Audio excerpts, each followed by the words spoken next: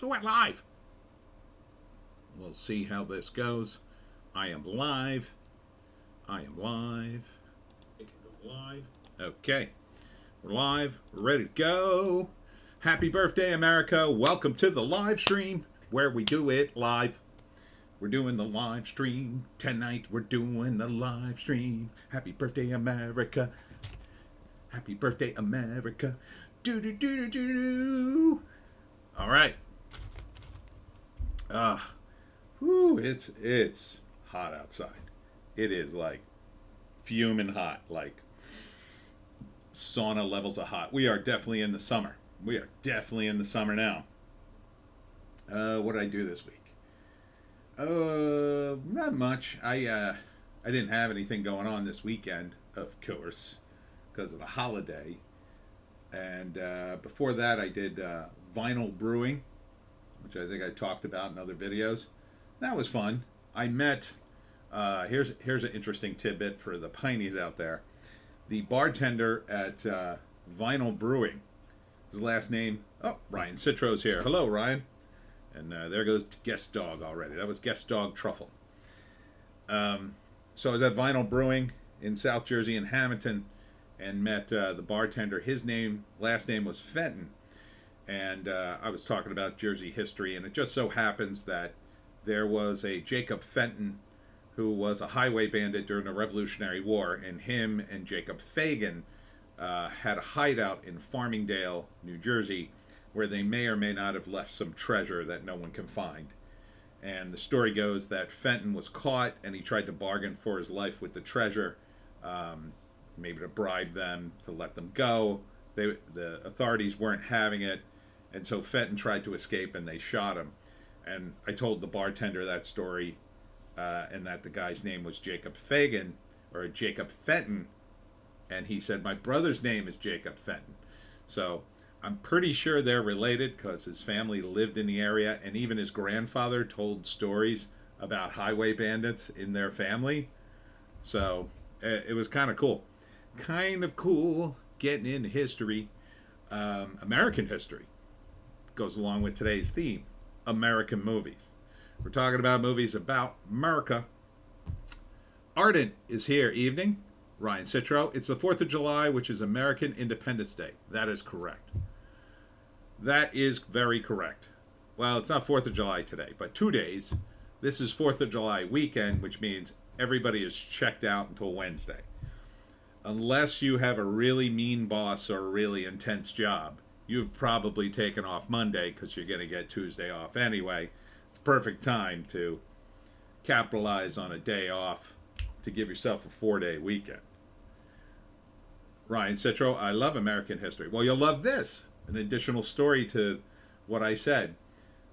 Fenton, Nick was his first name. Nick said his friend lived in a house from the early 1800s, local to Hamilton, in a town that used to be called Babytown, B-E-B-B town. They changed the name to Cedarbrook, but they still have Babytown Road. And his house is very old, and he said in the basement, the former owner at some point had drawn or carved a map into the wall. And the map is of South Jersey during that time period in the 1800s, right? And as a history guy, I was just like, oh, I got to see this map. And not only did it have the map from the 1800s, it had the names.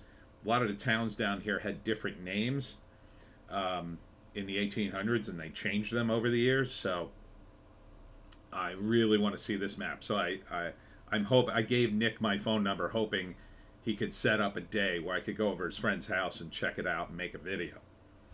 Because I definitely got to see this map. I mean, this map should definitely be in a museum if it's half as cool as what he's saying. So really, really cool piece of history from South Jersey, and hard to find because South Jersey wasn't very populated then. I could go on and on about South Jersey history, and I do at my events. Reading the stuff about the pirates all this month, good book, Pirates of New Jersey. there are just tons of pirates connected to New Jersey because the golden age of piracy was about 1680-ish to about 1720, 30-ish. And during that time, the pirates used this area. It was populated, but it wasn't populated a lot. So it was a good place to kind of like show up where the local authorities were there, but they didn't have enough power to stop the pirates. So they would go to Philly and spend their money. Blackbeard and Stede Bonnet would they had Blackbeard had a hideout in Pennsauken, New Jersey, on Petty Island, and then they'd come across the river to Philadelphia and they'd party.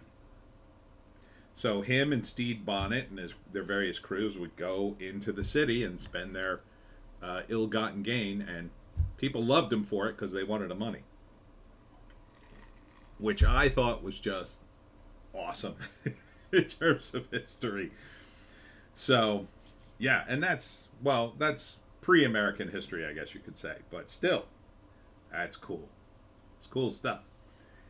Anyhow, today we're talking about movies, American movies. So, not movies made in America. That's like a lot of movies.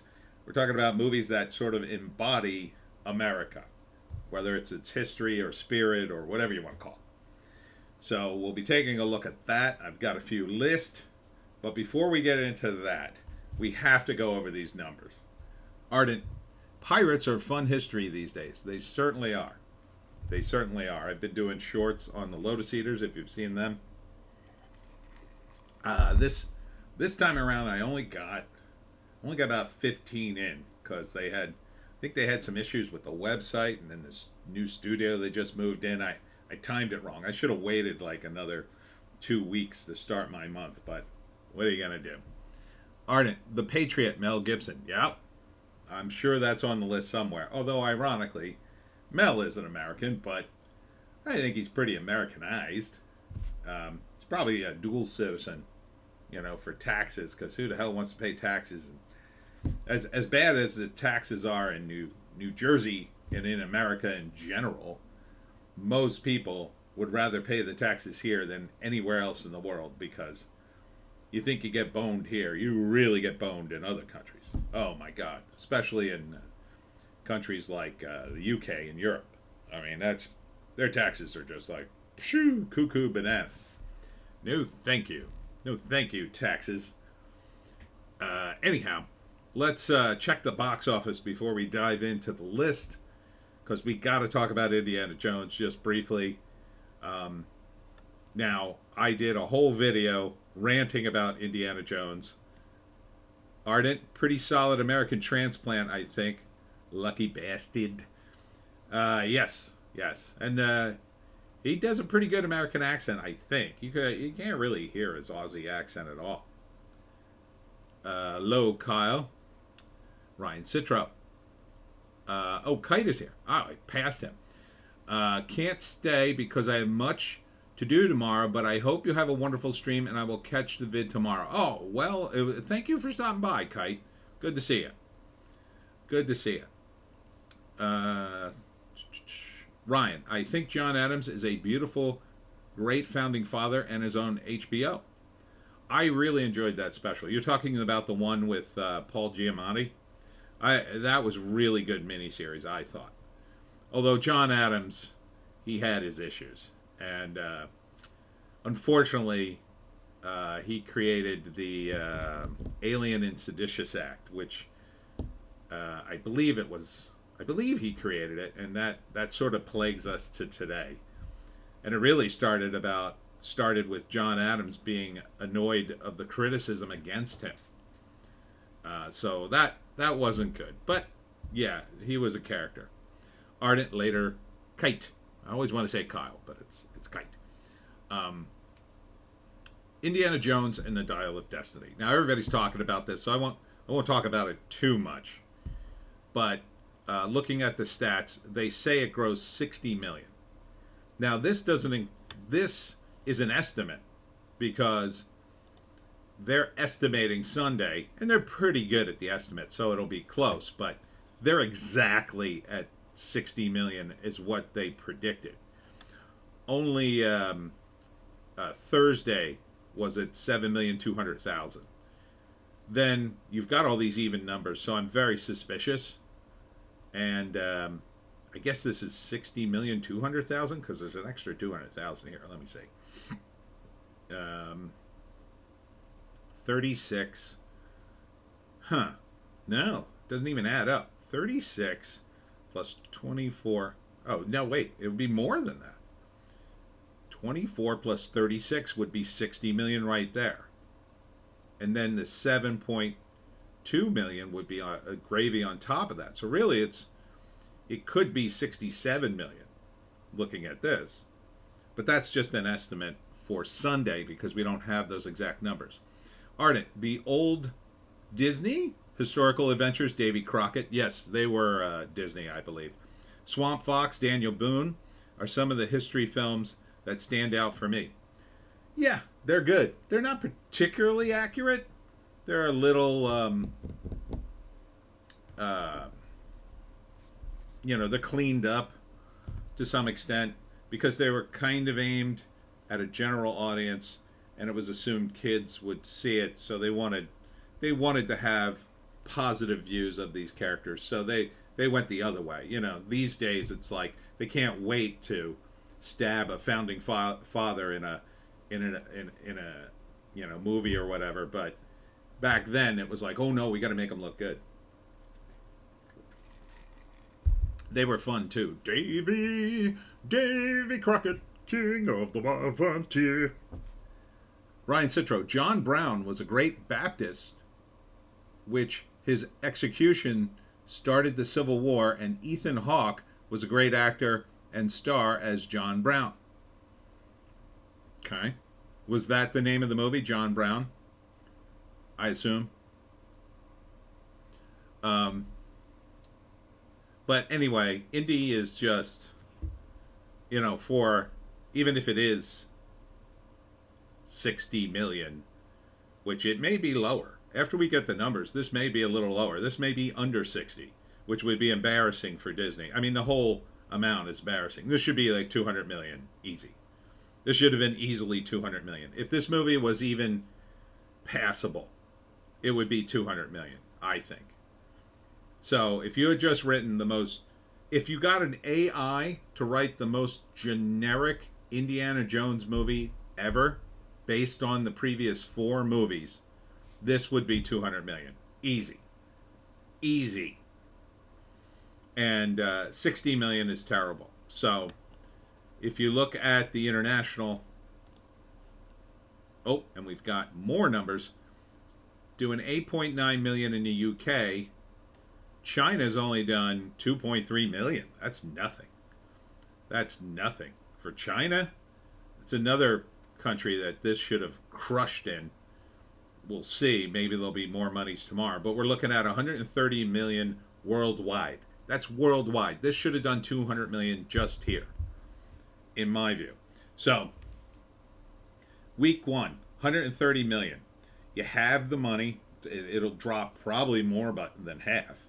So, but if you go by the 50% rule, next week it'll be another 65 million, so that's 195. And remember, this movie cost 295 million, 300 million to make. That's just to make it. It's not the advertising, that's just to make it. So you're probably looking at 600 million minimum to break even, minimum. Probably more, who knows. So, second week you're at 195 million. The third week you make 17 million, let's say. That puts you at 152. Half that, you got about 8. Puts you at 160. Half that, you got 4. 164. You're 5 weeks in. You're only at 164 million. 166, 167, done. Say 175. Throw in another 10 million. 185 for all the weekdays. Maybe you crack 200 million. Maybe because you've got July 4th weekend, so we still have 2 more days of the weekend, tactically speaking. Some people will have to go to work on Monday, but You know, some people will go to the movies on Tuesday because they have the day off and they're just bored and they have nothing else to do. But you're looking at maybe 200 million, maybe, if you're lucky. If you're lucky, this thing doesn't fall off a cliff on week 2. If this thing drops like The Flash did, The Flash dropped by 72%. 72%. Basically puts it down, I mean, at 72%, you're looking at 40 million. I mean, this thing won't even break 200 million if it drops by that much. And you're looking at a loss of at least, I mean, if this thing costs $300 million to make, and keep in mind, too, they were planning to release this earlier, and they do things so far in advance. Some of that advertising money they spent back then when they intended to release it. And then they had to pull it all back, which cost them more money, and then they had to do it again. So that was all money wasted. So imagine you've got, and also too, there's many different cuts of this movie. So they might have had advertising based on a different cut of this movie that they had to trash, that they had to tell people don't use those cuts or whatever. They had to pull that all back. I mean, this is a disaster for Disney. And there's no excuse for it. None. Anyone. I think you could literally pull anyone who saw the first 3 movies to write a better movie than what it sounds like they got. Someone who's never written a script before ever, but saw all 3 Indiana Jones, yeah, I think they could write a halfway decent screenplay.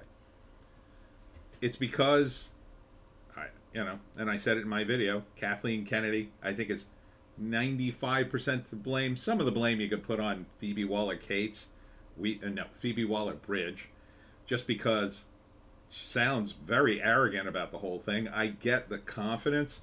Like, you kind of got to put some confidence out there when people are coming at you, but she should have been humble in this case. And what's really outrageous is one of the actresses who plays one of the side characters, they did an article about how she thought some of the scenes were problematic and asked for changes in the script. Like, can you imagine being in an Indiana Jones movie? You're a new actor. You're not like Harrison Ford. Like Harrison Ford, I think he would have had the power to veto just about any line in the movie. For the most part, if he stood his ground, or if he cared, I think he could. He could just say, "I'm not saying that," and then you'd have to call the agent and argue over the phone. You're talking about a new actor, never been in this franchise before, brand new to it. There's terrible buzz on the movie. Oh, but I changed the script. Yeah, good for you. Good for you. You really accomplished a lot there. Yeesh. So, Ardent, Phoebe Waller-Cates, Indiana Jones, and the Fast Times at Ridgemont High. It'd be a better movie.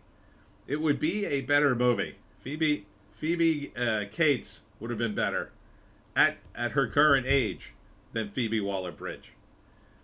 I forgot JEC is here. Hi. Every reviewer I've seen that I rely on said this movie, she is a black hole for charisma. Phoebe Waller-Bridge. Phoebe Cates? I'd love to see it.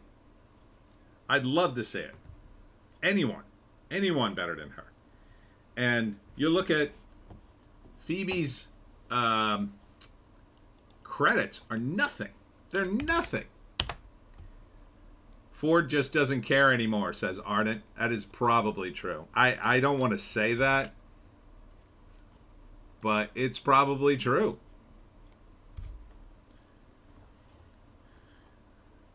First up, and this is, I'm not trying to be mean, but she's not great looking. She's okay looking.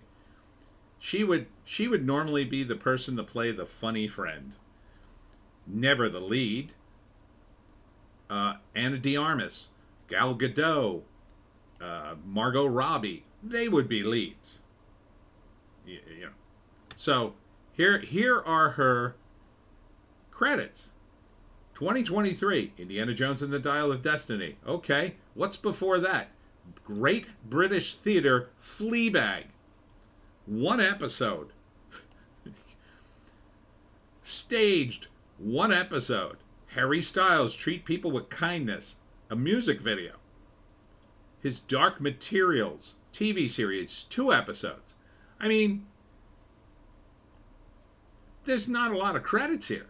And then most of them are TV. You can't do TV stuff in movies. This was a hard and fast rule for many years.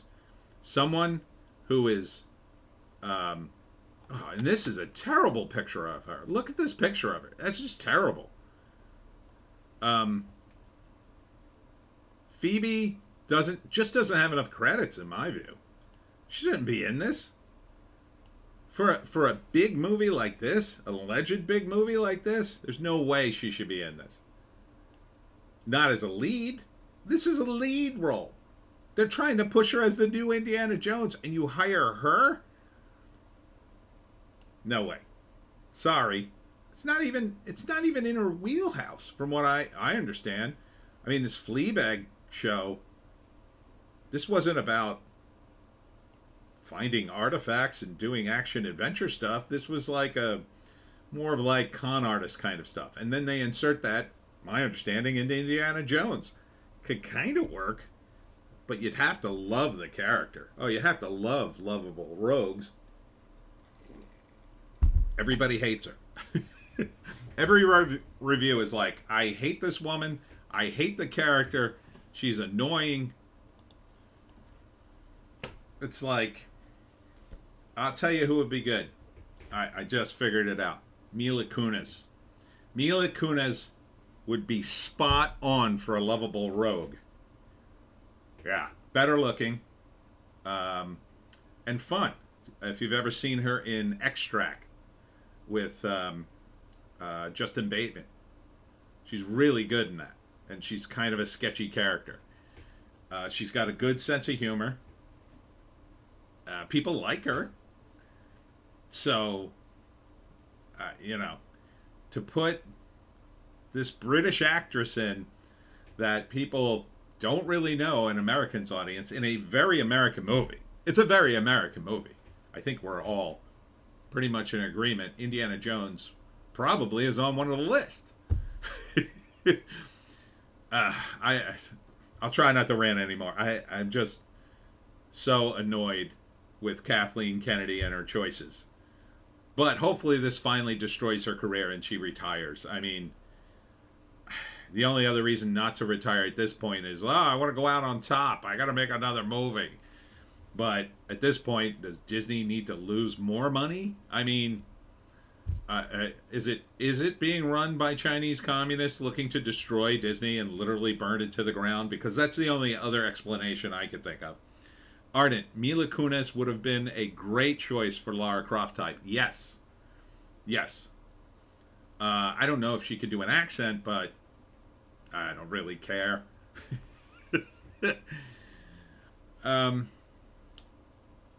JEC saw Jupiter's Legacy. Mila is another actress that belongs on television. Really? That is a terrible movie. Here. That sucks. Well, she's good in Extract. I thought she was fine in Extract, but I don't know. Some actors, they just don't get good scripts, and that's a friggin' pandemic in Hollywood these days. What good scripts are there? Jupiter's Legacy was just like, sounded to me like that's the Wachowski brothers, right? After they went cuckoo bananas, and I don't know. Did somebody secretly write The Matrix for them, and then the Wachowskis fired him or had him killed and then took over? Is that how it worked? Because I can't figure out how The Matrix is so awesome and almost everything else they made sucks. Ardent, she speaks Russian. She is Russian, I believe. I think she might be Ukrainian. or she's Russian, I forget. Jupiter's Legacy was shockingly bad. Yeah, I heard. I remember when it came out. It looked bad. It just looked stupid. I couldn't follow it. I mean, again, you have to be able to explain the movie in a sentence. If you can't explain the movie in a sentence, it's probably too complicated. So that was a movie I was struggling, like, what the hell is this movie about? And they're like, they had all this stuff in the trailer, and you just were like, what? Ryan, when John Adams' son, John Quincy Adams, was 11 years old, his father was sent to France as an American diplomat. He took John Quincy Adams with me. He did go to school in France. Neat. And then later he became president, which is kind of cool. There's a great scene in that Paul Giamatti special with Giamatti and his son, and showing how, like, his son is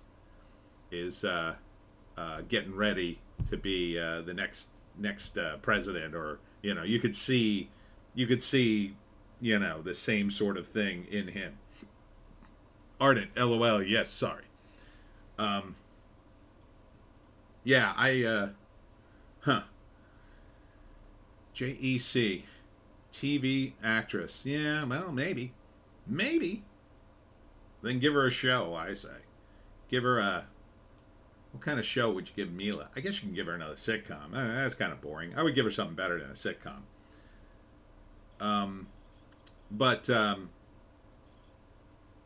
Yeah, Indiana Jones. I can't talk about it anymore. 60 million. Pathetic. 4,600 theaters, too. I mean, that's a lot of theaters. That is like packing them into theaters. That is like double theaters in a lot of places. That is like finding theaters out in the sticks to run this thing. I mean, that's like every theater in America, just about. Or every screen. Or, no, not every screen, but every theater. JC, give her a sitcom where she's the mom. I could watch that. Hot mom. Call it MILF. Next door MILF.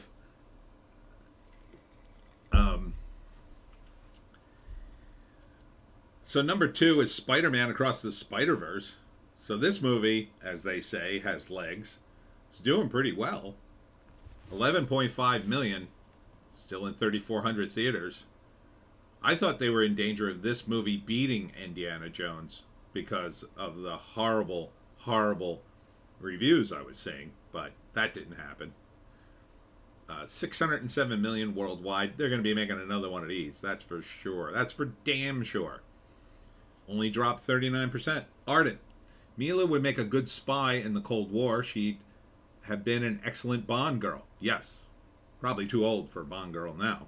JEC, there's like 5,000 theaters in America at this point, I think. Yeah, it seems about right. I mean, 4,600 seems about right. Who knows after the pandemic, though, right? I mean, a lot of them closed up. Number 3. JEC, they're filtering my chats. I explained what happened to the Matrix directors. Wow, okay.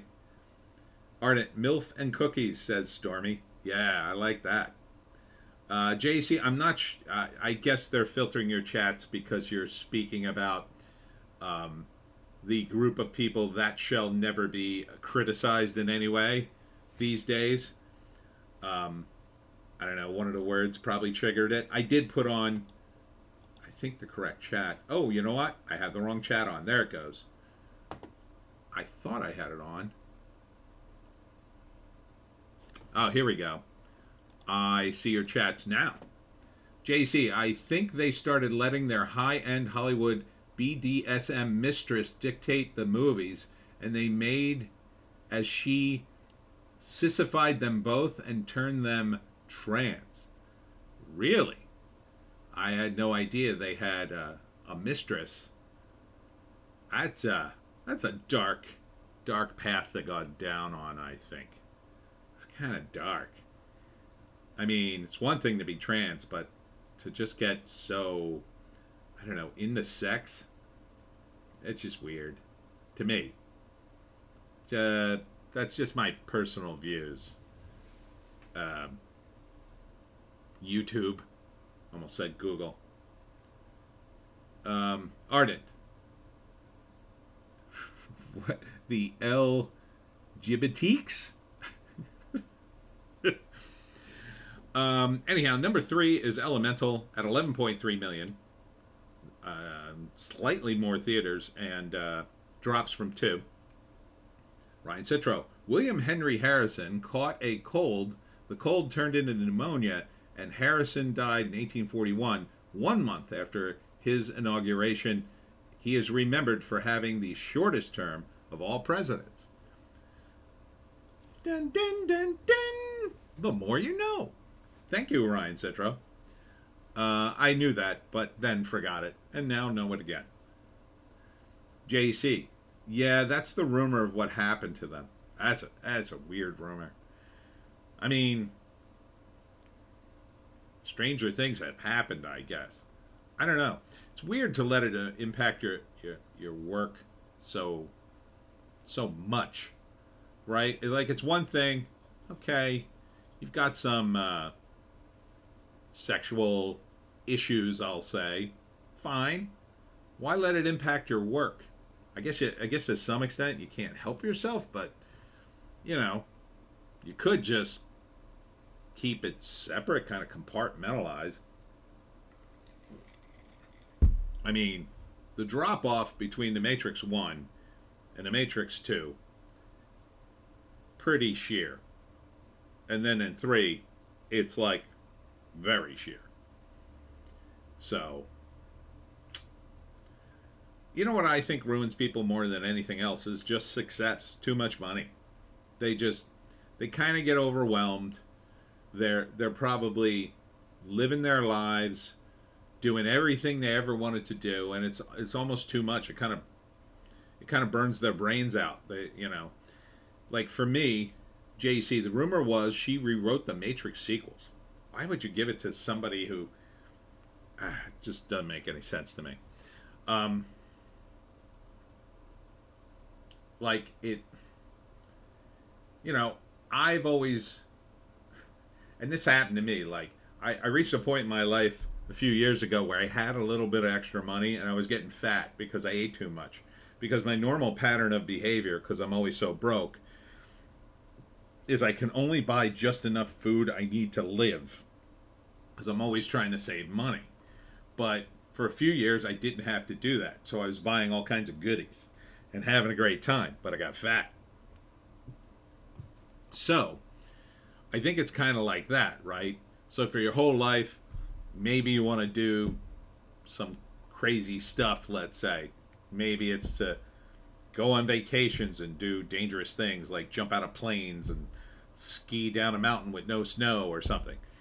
And then you hit this big success and you finally have the money to do it all, and it just kind of consumes you. Or you do it all and then it's like you don't know what else to do. So you drift into weirder and weirder stuff. And you would think, like, sometimes family, I think, keeps people grounded, but sometimes it doesn't, You look at poor Kevin Costner, he's getting divorced now, but kind of on him. I mean, he did marry an 18-year-old, smoking hot 18-year-old. Now she's 37, and it's like, see ya. I guess he had his fun, and I guess she did too, and now she's taking the money and running, I guess. So she can get a better husband than Kevin Costner, because that's going to happen. Number 4, No Hard Feelings, and that's where it was last weekend. 7.5 million. It's doing okay. Let's see, what was the price tag on this thing? 49 million worldwide. That could be money because it's a comedy. It didn't cost a lot of money. Jennifer Lawrence cost some money, but I think Matthew Broderick's in it and maybe one other name. Probably doesn't cost that much. Probably shot this on a tight schedule. I still kind of want to see this movie. Partly because Jennifer Lawrence is naked, full frontal. But I hear it's pretty good. I mean, it looked funny. I like the premise, so I think it's solid. I still didn't go see, and I think it's off this list, The Machine. I definitely have to catch that in the reruns, though, or VOD. Number 5, Transformer: Rise of the Beast, 7 million. This movie's got legs. This is the fourth week. Ryan Citro. On July 2nd, 1881, he was shot by a man who had denied a job. The entire nation was shocked. As a result of the president's murder, people began to demand more honest government. Who was shot? Henry Harrison? No, he died from the pneumonia. Who died on July 1881? He's just putting in the America facts. It's great. It's great for this stream. Was that McKinley? I guess it was McKinley. He was the one who got shot back then. And he was in office very short as well.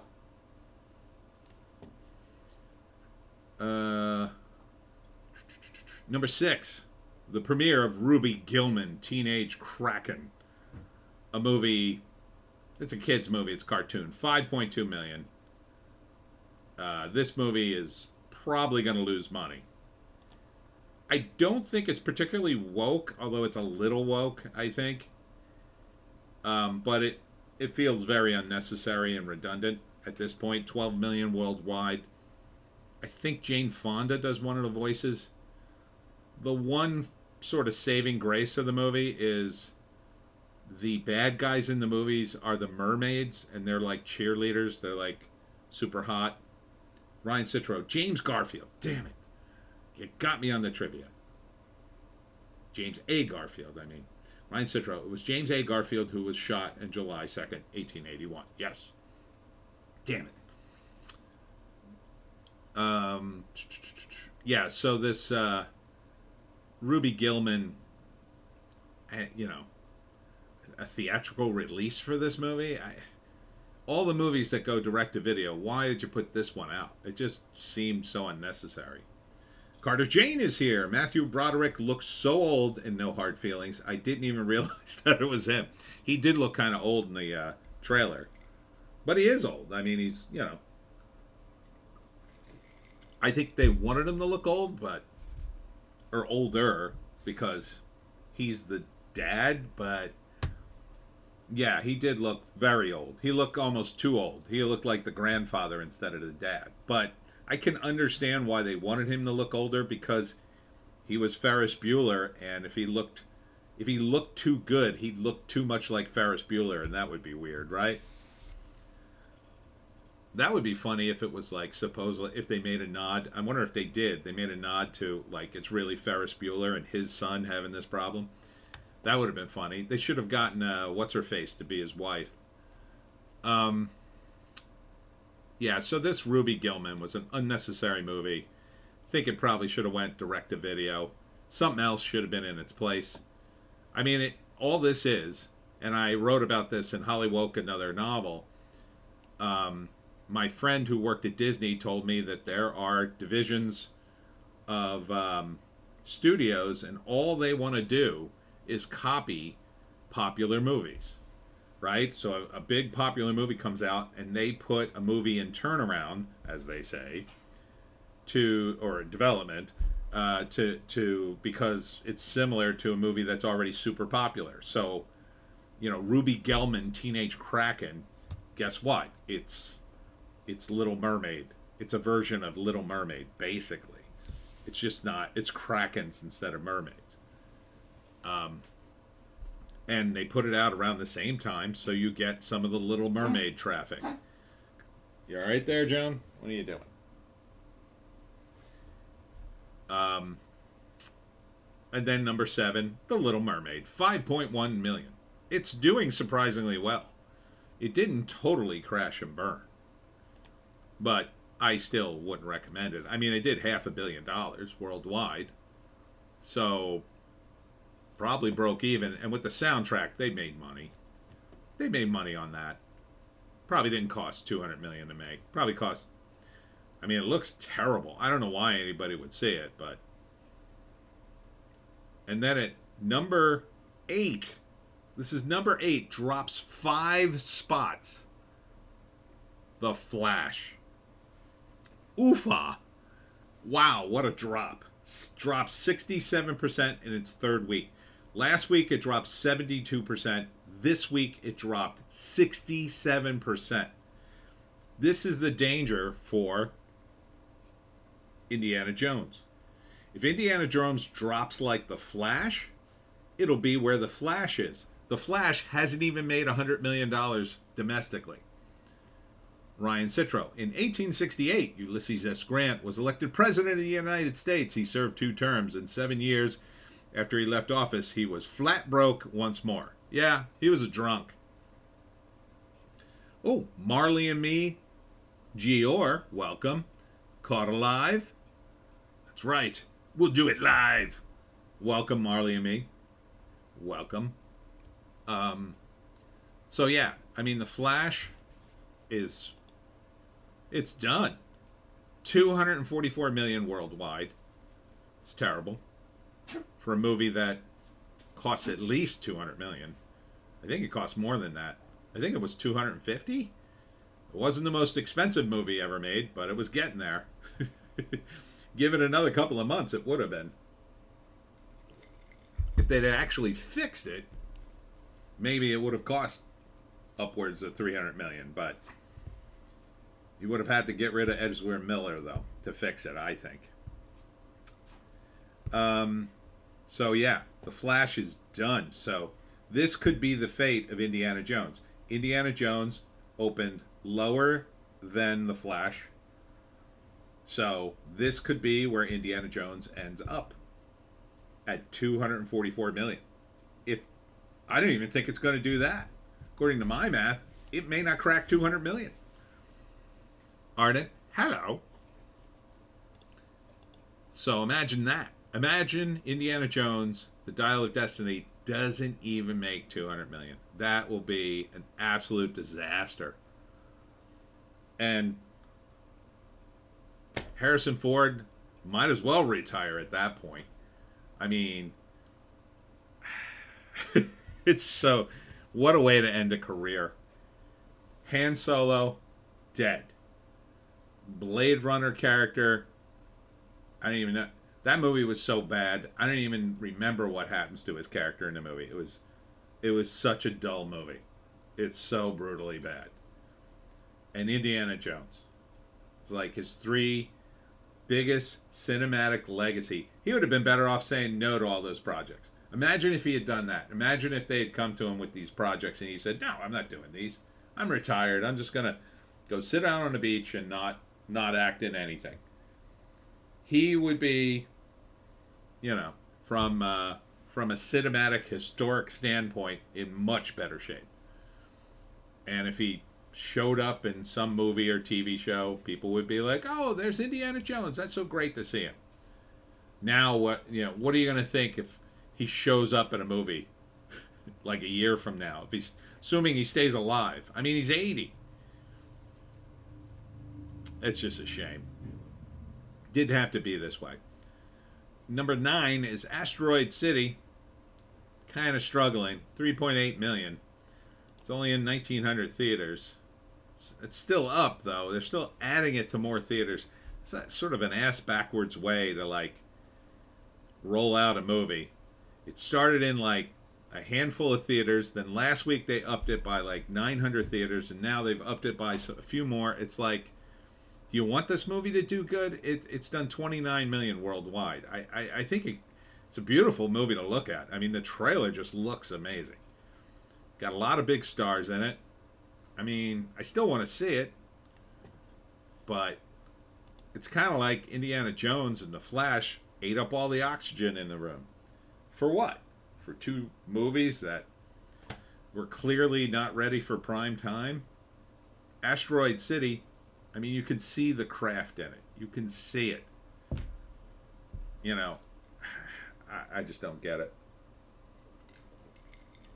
Couldn't somebody at the studio say, come on, let's give a few more screens to Asteroid City? I mean, you know, I don't know why there's not more flexibility in that, right? Because you're probably at your local theater, you probably got Indiana Jones on like 3 to 4 screens, 3 to 4 theaters, and it's like, that's kind. You should have the flexibility to go. Oh no, this isn't doing very well. Let's flip over to, I don't know, something that's doing better, like Spider-Man.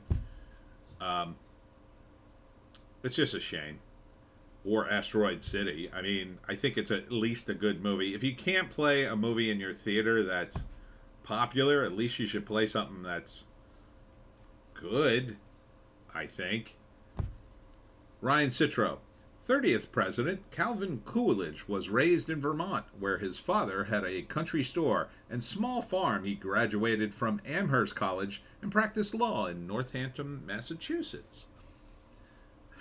These are great little facts. And looking at the rest of the lineup, number 10, Guardians of the Galaxy, still in 1,100 theaters. That did 1.7 million. Past Lives in more theaters now, $1.5 million. Again, like, I guess they like this movie, and so they put it in more theaters, but how is it supposed to climb up the charts unless you give it a wide release? I haven't seen it. I forget what it's about. It doesn't look like my kind of movie. Number 13, The Blackening, which continues to amaze me. It even got greenlit. It's in fewer theaters. This, to me, felt like a... Are you all right, Joan? Take a sip of water or something. It felt like, I don't know, just a really bizarre movie. The Blackening. 15 million. I don't know. Is that money? Can you even make a movie for 15 million? I guess you could. I mean, I certainly could, but for a movie like that, that might be money. I mean, I don't think they spent a ton of money on advertising. Fast X. I mean, these are out of the theaters essentially. Jesus, Joan. Super Mario Brothers. Everybody. Oh, this is some sort of rainbow people movie. Jesus, Joan. You kind of putting a harshing the vibe here. Go take a drink of water, Joan. Everybody in 255 theaters made $145,000. It's a very specialized movie in my view. Ardent. Abraham Lincoln was born in a log cabin he built with his own two hands. One of those oopsie history test answers that ended up on the net. He also was a wrestler. All right, Joan. Jesus. Joan, do you want a treat? Will that help you? Okay. About my father, You Hurt My Feelings, and Revoir Paris. Whatever that is. Okay. So, the box office, 122 million, 123 million. That is up from last week. Although last week I thought was low. What was the week before? Yeah, 2 weeks ago we were at 163 million. This is the summer? Terrible. Terrible. All right, let's get into some American movies. Here we go. First up, this is from the BBC. Now, I think this is a good list because it's guys outside America looking in. So, 100 greatest American films. So, I think this holds some weight. The BBC. I mean, it's the BBC, but we'll see. We'll see what their list is like. I don't want to read all 100. Number 100 was Ace in the Hole, Billy Wilder, 1951. Let's go down to about let's go to about 40. Number 39, The Birth of a Nation. Whoa, BBC. What? You put that in the top 100 American films, huh? Ryan Citro, the 10th president, John Tyler's father, was a governor of Virginia and a friend of Thomas Jefferson.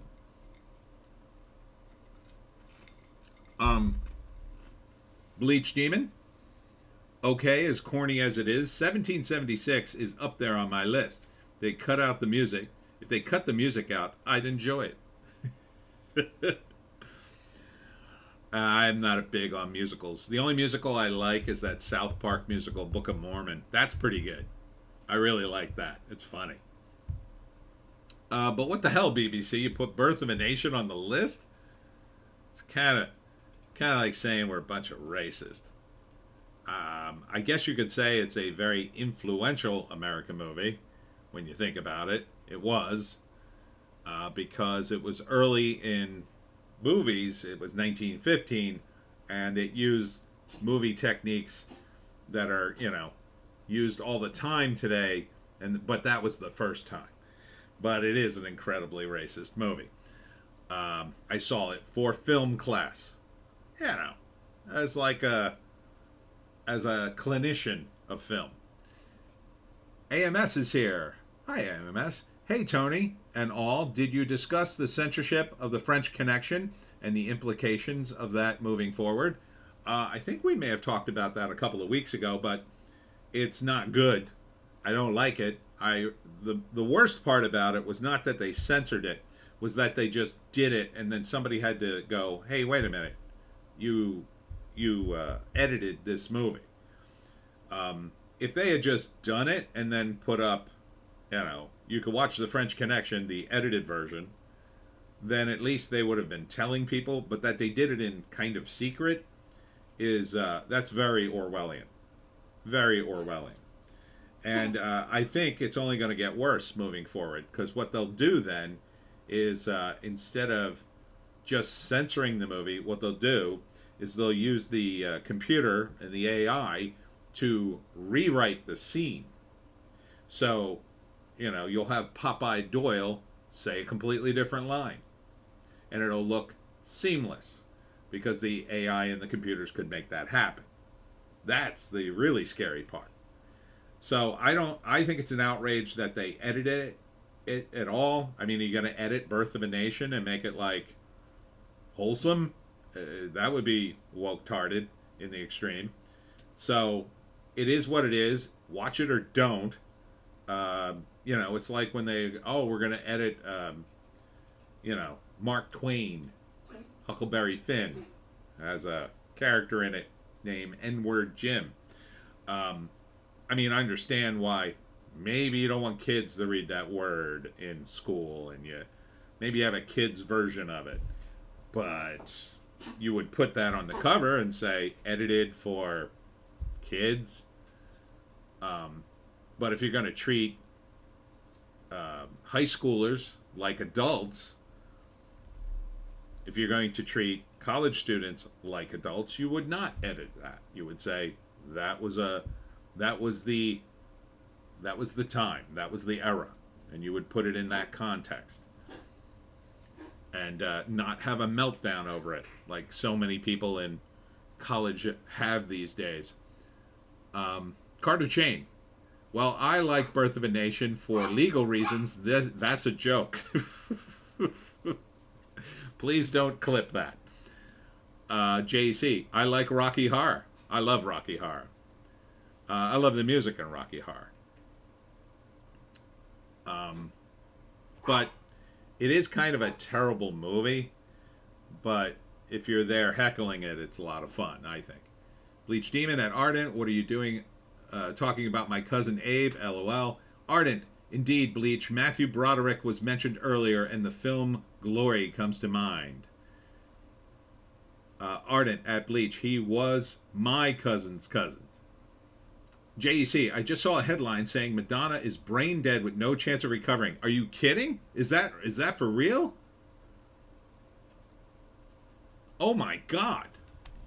Hold on, we may have breaking news here. That is awful if true. Let's see. I know she was in the hospital.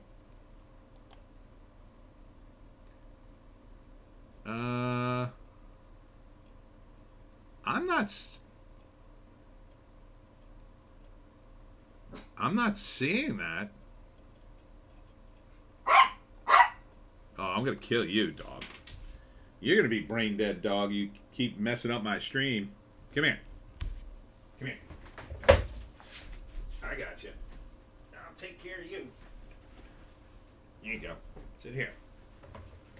Joan, everyone. Now, I'm not seeing anything. I would imagine that would be big, big news if she was brain dead.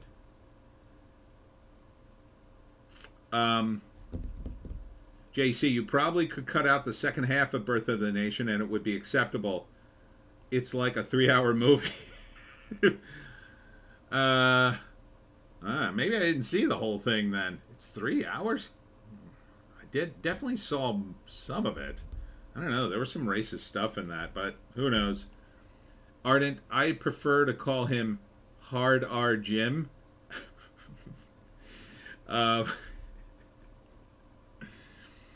AMS, I can't wait until they take the Holocaust scenes out of Schindler's List to protect us from ourselves.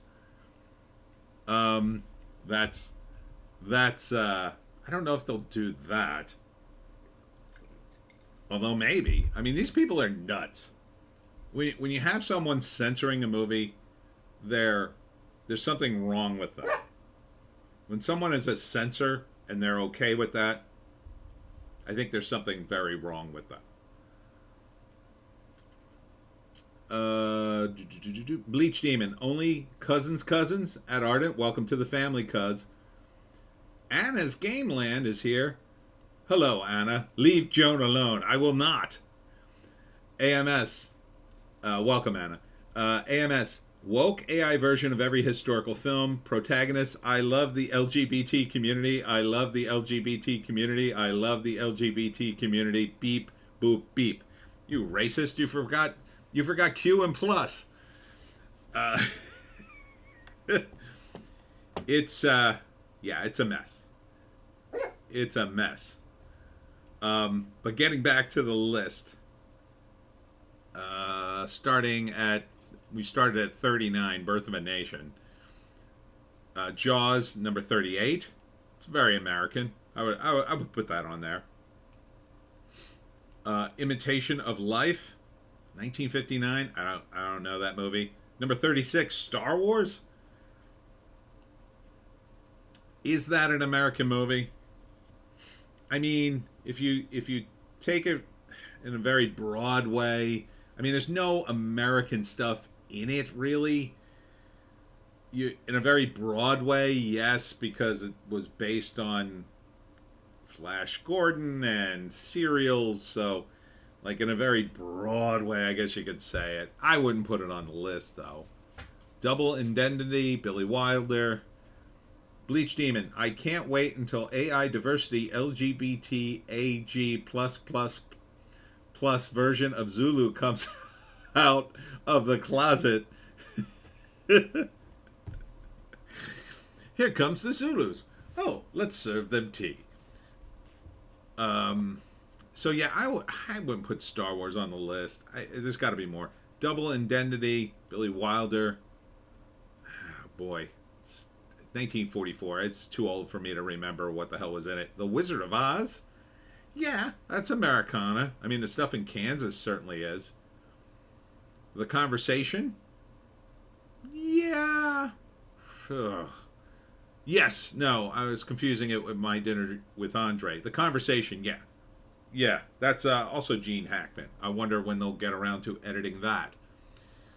1974. The Lady Eve, Preston Sturges, 1941. Don't remember it.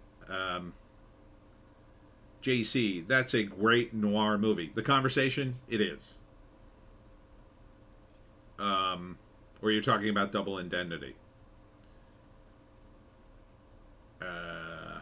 Is The Conversation noir? Maybe. A Woman Under the Influence, John Cavazetti. Well, you're really testing my memory, BBC. At least you're going back to old movies. I like that. Some Like It Hot, Billy Wilder. Definitely should be on there. Raging Bull, Martin Scorsese. Yes, I could see that. Pulp Fiction, Quentin Tarantino, number 28. Conversation is a Francis Ford Coppola movie as good as the two Godfathers. Yeah, it is good. It is very good.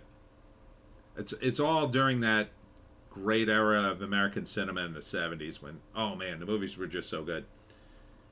JC, it's neo noir. I was talking about the first one. Oh, okay. Yeah, I was figuring after a second.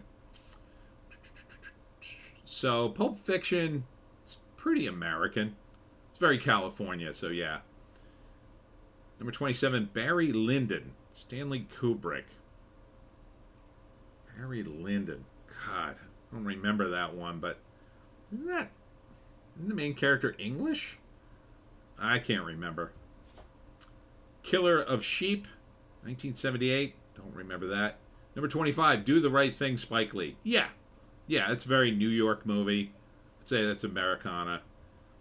24, Conversation has a super young Harrison Ford.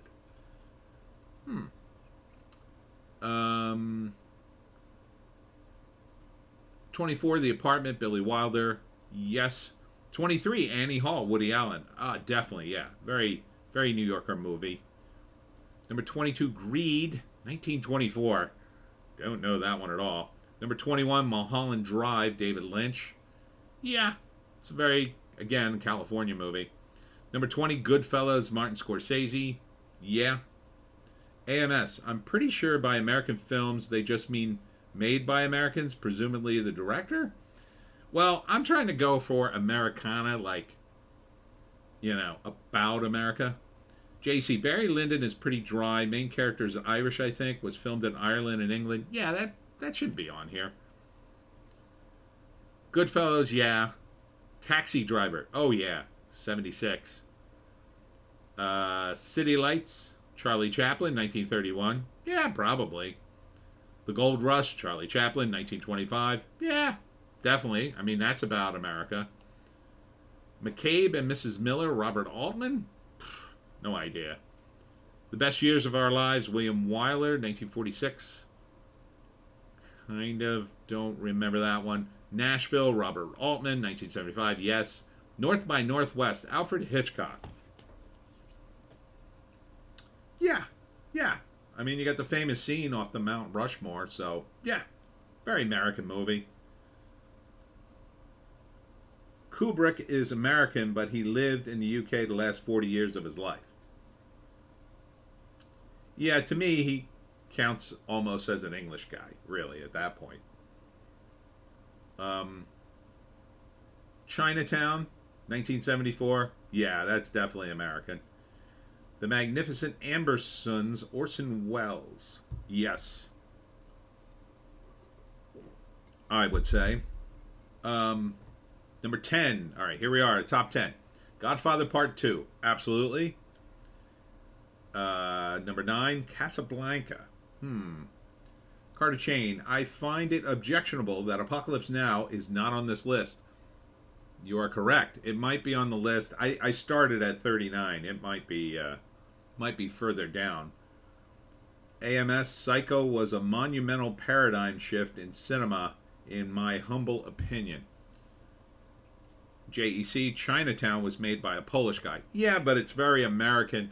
The subject matter, I think, is very American. Let me see if Apocalypse Now is on this list. No, I don't see it. Raiders of the Lost Ark is number 82. I think the character is very American, so I think that counts. Oh, wait, here's Apocalypse Now, number 90. So it is on the list. I think they wasted their time with some of the other choices. Number 9, Casablanca. Yeah, the character is very American. I think in his attitude. Doesn't really take place in America, but I could see how you could construe that as an American film. Bleach Demon. How the F is How the Westwood Won on this list? Did I see that here? How the West was won? Yeah, like a lot of Westerns should be on this list, and I don't see them. Psycho. There's Psycho at number 8. It's pretty American. I mean, it takes place in America. Singing in the Rain. Yeah. I don't think Is it particularly American? Is there a Yankee Doodle scene in that I'm forgetting about? I guess so.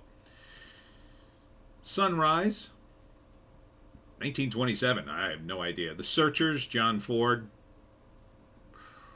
1956. Probably. Number 4, 2001: A Space Odyssey. I mean, that's a bit of a stretch. JC Psycho was made by an English guy, LOL. Yeah, but it takes place in America. It's kind of... I mean, the whole idea of the motel out in the middle of nowhere, that seems to be more of an American institution, I'm going to say. Carter, why isn't Bros on this list? Ardent, Tequila Sunrise should be there. JC, Singing in the Rain is about Hollywood transitioning from the silent movies into sound, I think. I just remember the Singing in the Rain. Ardent, and Tango and Cash. Damn right it should be on there. Every 80s movie where a guy gets shot in the face should be on there. Bleach Demon. At Carter, son, we need to have a talk. LOL. AMS. Kubrick wasn't American, right? No, he was American, but he moved. JC. 2001 was filmed on a soundstage in the UK. LOL. Number 3, Vertigo. It's not particularly American. I mean, again, it's Alfred Hitchcock, but Jimmy Stewart's very American. He was considered like, you know, the leading guy who embodied Americanism, I think, for a long time. Number 2, the first Godfather movie. Sure. Number 1, Citizen Kane. Yeah, it's a very American film. That sort of embodies the American dream. So, this is the BBC list. So it's interesting to see this list. Anna, why is Citizen Kane always number 1? They make you study this film at film school and write essays about it, and it's not even that great. Well, I mean, it's partly the time. It's partly Orson Welles. You know, a lot of the things they use in Citizen Kane, Welles did it kind of for the first time, or did it really well for the first time. So, it's an important film, and that's why you have to study it. I like it. It's a little long. Feels a little long when you watch it, but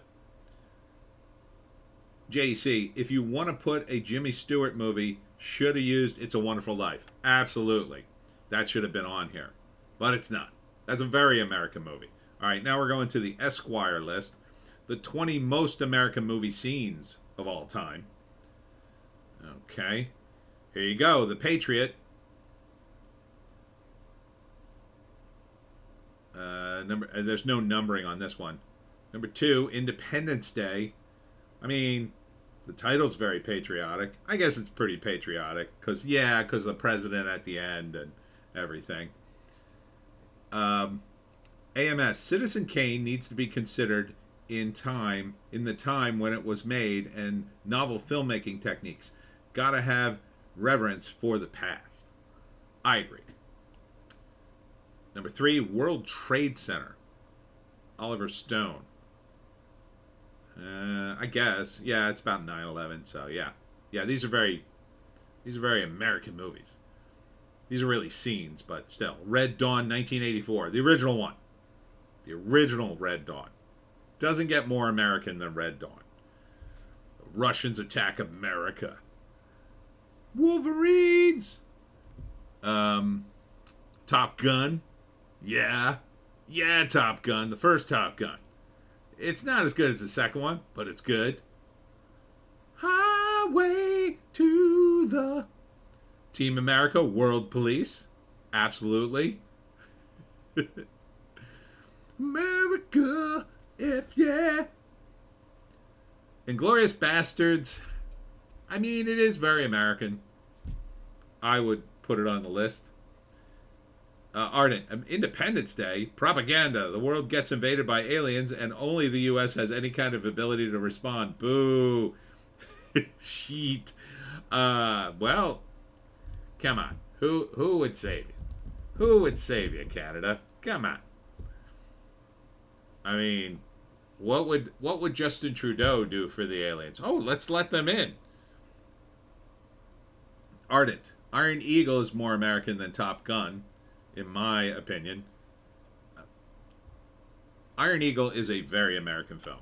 I think I'd have to agree with you. Glorious Bastards, pretty American. Any movie about World War II, Americans fighting in World War II, it's pretty American. Speaking of which, Saving Private Ryan, yeah, very American. Rocky 4. Oh, the Rocky movies. Oh, God, there's American all over the place. Ardent, well, to be fair, it's not like the French are going to rise up and save the world. No, they're too busy fighting amongst themselves right now, burning down their own country. Yeah, Rocky 4. Super patriotic, super American. Apollo 13, yo. Ardent, Kelly's Heroes. Well, we'll see if we'll get to that. I don't know if that's here. Captain America. Bleach Demon. Canadian Bacon is a good American film, answering the Canadian question. It's probably not going to be on any list because it's called Canadian Bacon, but there's a lot of American stuff in it. Captain America, very American.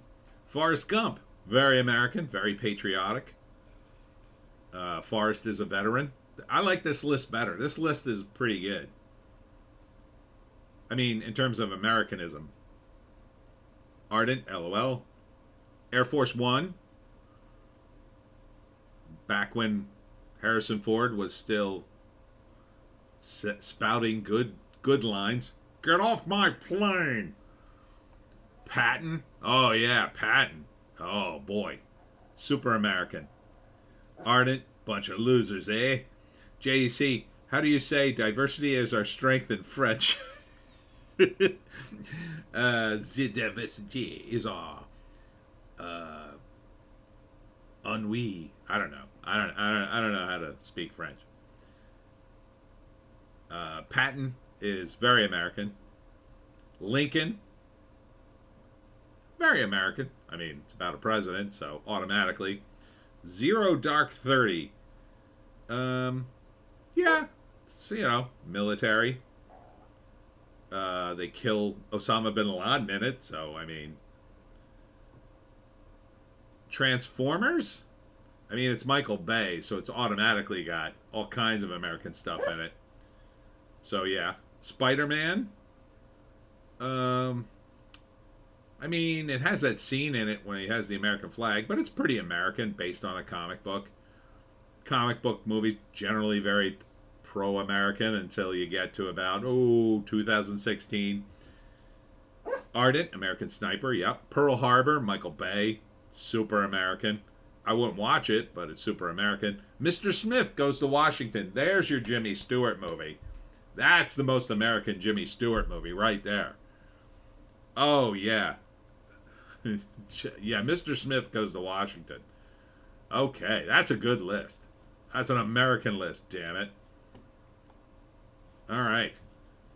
Moving on to Entertainment Weekly.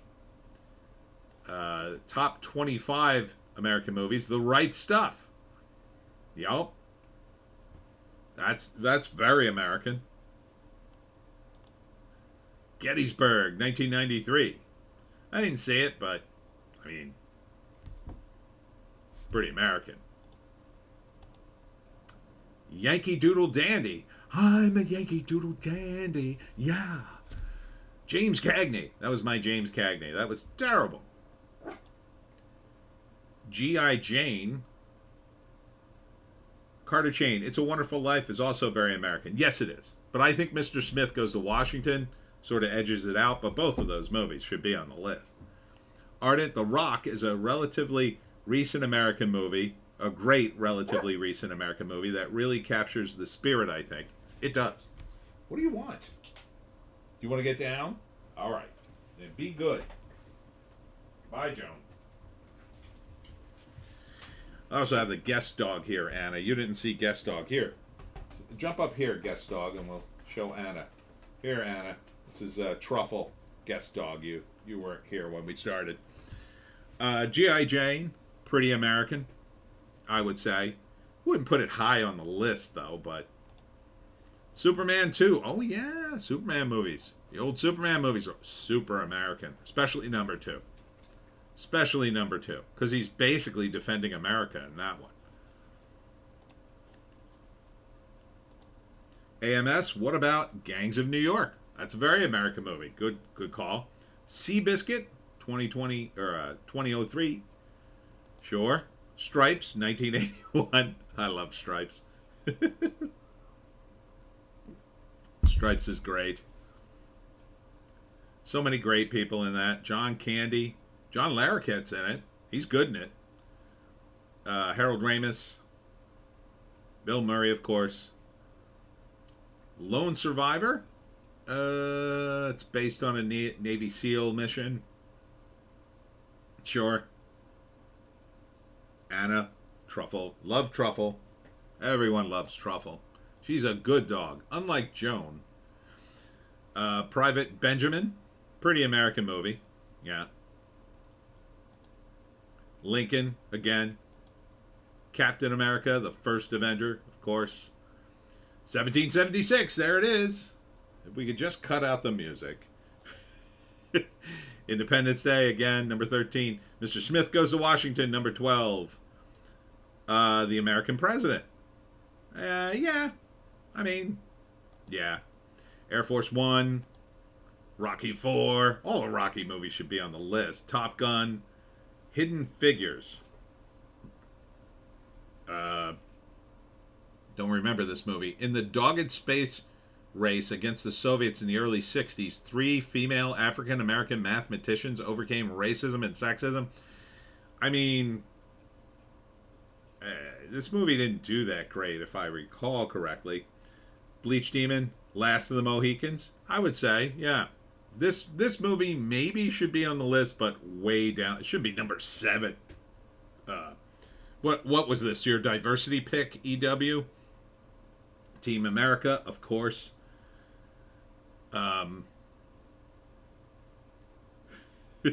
Ardent Hidden Figures. IFFS. Anna at Bleach Demon. Love that film. Talking about Last of the Mohicans. No matter what may happen, I will find you. Team America is on everybody's list, you'll notice. Patton, of course. So American. Miracle? Yes. The Miracle on Ice? Absolutely. Glory, 1989? Yeah. Apollo 13? Yeah. Number 2. And number 1, Saving Private Ryan. I mean, there's been so many World War II movies. That's a pretty good one. Very American, but they're all kind of very American when you get right down to it. All right. Moving on to the IMDb list based on their score. Okay, this is based on their score on the IMDb. A lot of these people are idiots, so this list is going to be wonky. It always is. Ardent, Glory was good. I saw it new and still remember it. Yeah, it's a good indication. Oh, I skipped one. AMS, Dances with Wolves. Just remembered that one. That was a good movie. I saw Dances with Wolves. I didn't realize how long it was, and I drank the biggest soda I think I've ever drank. And I was doubled over in pain, running to the bathroom, trying to make it through the movie. But I couldn't make it, and then I had to run to the bathroom in the last 20 minutes of the movie. And I was, oh my God, it was awful. And so I missed 5 minutes of it. Ardent, the Outlaw Josie Wales deserves to be on one of these lists. Yeah, all the Clint Eastwood movies do. How about the Iwo Jima movie? That deserves to be, or the other one. What is it? Flags of Our Fathers? He made 2 of them. He made one from the Americans' perspective and one from the Japanese perspective. They're both pretty amazing. All his movies are amazing. Gran Torino. I mean, you can pick out the bad Clint Eastwoods easier than you could pick out, the good ones. There's so many good ones. Bleach Demon, just a double check. Which version of Birth of a Nation is the BBC site? 1915. The old one or the Nat Turner Rebellion one? No, the old one. They put the old one on the list at number 39. All right, so top 50 at the IMDb. Number 50, the Magnificent Ambersons. Yeah. Shane. Oh, I forgot about Shane. This is a Western. Pretty much any Western should be on the list. But Shane is a classic from 1953. Even I remember that one. I don't think I saw it, but I remember some of the scenes. Intolerance. This is from 1916. I don't remember this one. This is D.W. Griffith, same guy who did Birth of a Nation. I don't know, man. I don't remember that one at all. 47, Stagecoach. This is a very important movie, and if you study movies. So, yeah, I would put that on the list. Number 46, The Philadelphia Story. I guess. I mean, it's got Jimmy Stewart in it. Again, like, Jimmy Stewart didn't make foreign movies. It was always in movies about America. Number 45, Notorious. Sure. Number 44, The Wild Bunch. Oh, yeah. There you go. There's a Western for you, The Wild Bunch. Number 43, The Searchers. Number 42, Night of the Hunter. I mean, that's a really good movie. It takes place in America. Is it particularly American, though? I mean, it is. I don't know if I'd put it on the list for being super American, but it's really good. AMS, not saying this should be on the list, but I saw the original Manchurian Candidate a few years ago and couldn't believe how well it holds up as a thriller. That probably should be on the list, I think. JC, Intolerance was D.W. Griffith's follow-up of Birth of a Nation. It's like 3 movies together. One of the stories about the fall of Babylon is where Hollywood Babylon comes from. JC, love The Wild Bunch. JC, High Noon is another good Western. Yes, that should be on the list too. God, it would be tough to get this down to 100, wouldn't it? It'd be really tough. You'd really have to you'd have to put almost separate lists for Westerns. I mean, you could do 100 just Westerns, like greatest, most patriotic American Westerns or something. Ardent. Much as I hate Disney for what they did to Star Wars, they do deserve a space on these lists. If I may, as innovators, John Wayne McClintock?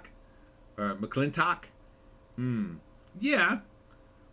Ardent, The French Connection, too. Yeah, that's a pretty American film. I guess The Night of the Hunter is.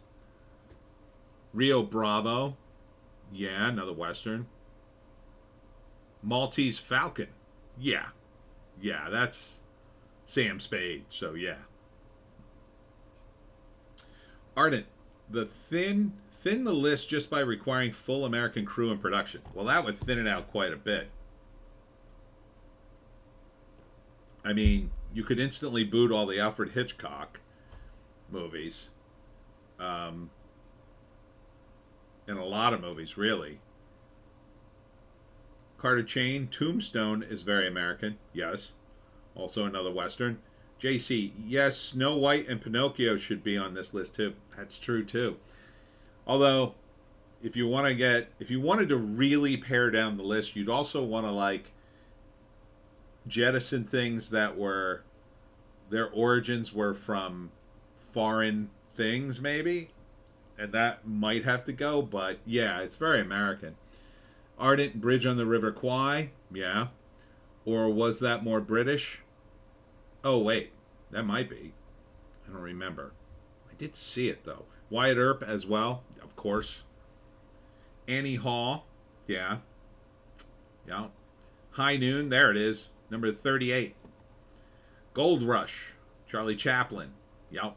See, like all the Charlie Chaplin's films. Very American. Same thing with Buster Keaton. And even Harold Lloyd. These are the old silent film stars. Lauren Hardy's. They were all super American back in the day. It'd be really tough. Here it is, The General, Buster Keaton. It's a classic. If you haven't seen it, I'm sure it's somewhere on the interwebs. JC, a lot of movies were filmed overseas too. Star Wars was filmed in the UK and Spain or somewhere in the for the desert scenes. That's true. You could eliminate it potentially. AMS, There Will Be Blood, Boogie Nights. Yeah, very American. 2 American times. I drink your milkshake. At JEC, if you needed another reason to hate ISIS, they bombed the Star Wars set while they were still in Tunisia. Well, which Star Wars were you talking about? So it's ISIS. They must have bombed the newer Star Wars, right? Or would it be, was ISIS around the late 90s? I don't think so. So you're talking about like, Rey's Skywalker movies? I don't know. Maybe they knew something we didn't. JC, Buster Keaton movies don't hold up as narratives as well as Chaplin movies. His stunts and gags were crazier though. Yeah, I'd agree with that assessment. Yeah, his were more stunt oriented and just get to the gag, where Charlie Chaplin was really a kind of classic. Oh man, so thirsty. Ardent, no, on the sets from the 70s were still there. Oh, really? That's crazy. Sunrise, 1927. No idea. The Grapes of Wrath. Ooh, that's a very American film. Very American book. 1940.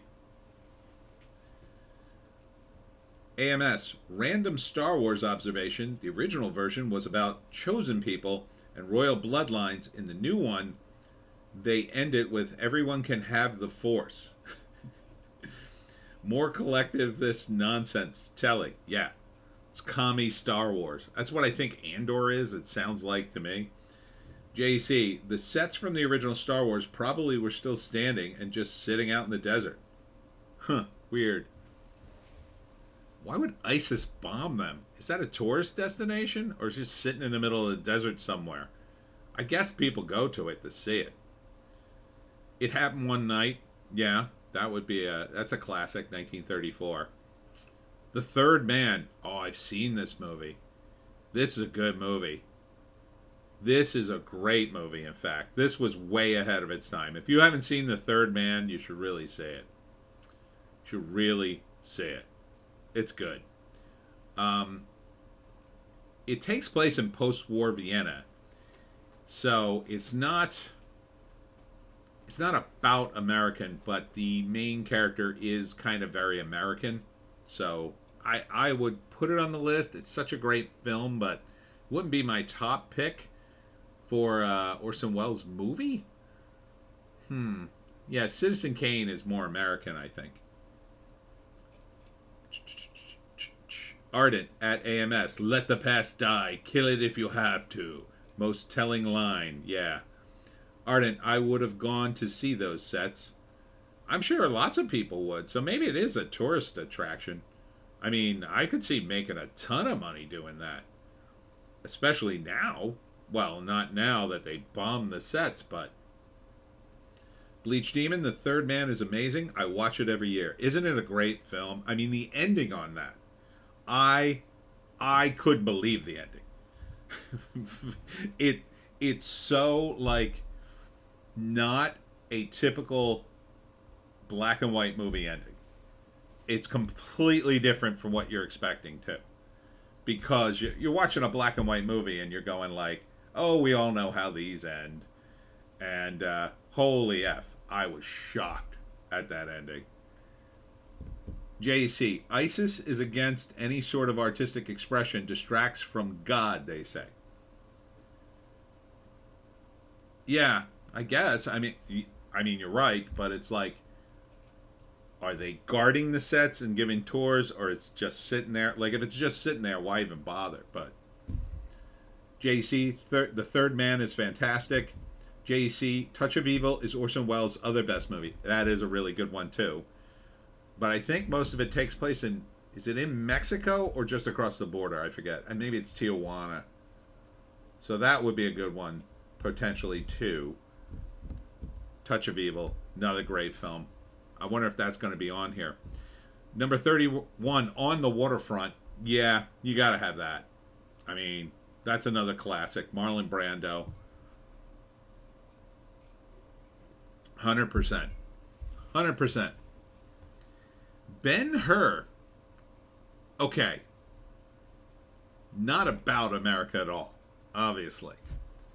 The only reason that I can see putting it on this list would be that it's such a Hollywood movie, and they're putting it on the list because of that, but I would eliminate it. I mean, it's stupid to put it on the list of American films. It's not American. It takes place in ancient times. It's like, I mean, you could argue, well, it's biblical, and America's got a lot of biblical stuff in it, but, you know, that seems like a big stretch to me. Ardent, ISIS reasoning was that the Star Wars movies deal with religions, not Muslim. JC, ISIS destroyed thousand-year-old ancient statues. Yeah, I remember that. The Buddhas, they blew up the Buddhas. AMS, when kids tearing down statues, I called them woke ISIS, LOL. Same deal, erasing culture and replacing it with their own. JC, Touch of Evil is back and forth between the two sides of the border. Yeah, then I would put that in there. I mean, just because it's so great. And it does deal with, like, corruption and stuff. AMS, I hate when history is destroyed, even bad history. I'm very Indiana Jones in that sense. This belongs in a museum. Agreed. Bleach Demon, the author of Ben-Hur was American war hero General Lew Wallace. Huh. So maybe. I mean, it's a bit of a stretch. I mean, there's so many movies to put on this list. You might have eliminated. Store Bang Entertainment. Welcome, Store Bang Entertainment. You can't sell a script these days unless it appeals to a global audience. Yes and no. I mean, you can't sell a script to Hollywood in the big leagues, I think, because they're looking for big global audiences, the magic global audience.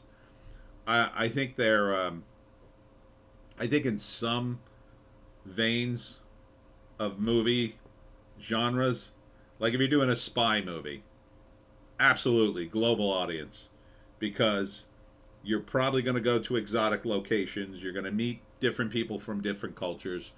So if your movie is a spy movie or a drama set, you know, with a jet setter and things like that, sure, absolutely.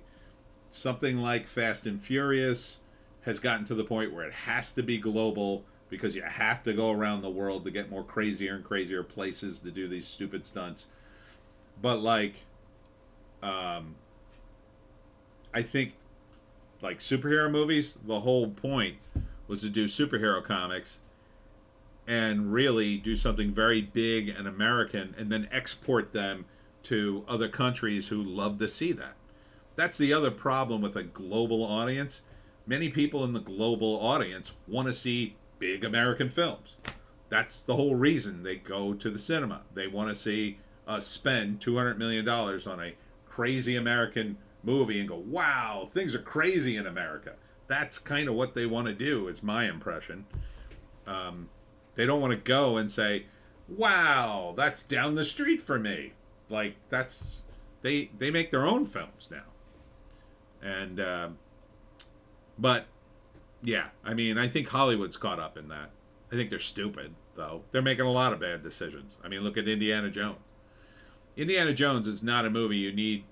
On the one hand, you're going to go to exotic locations anyway, because Indiana Jones goes around the world. But there's no sense in trying to appeal to a global audience because you already won that game.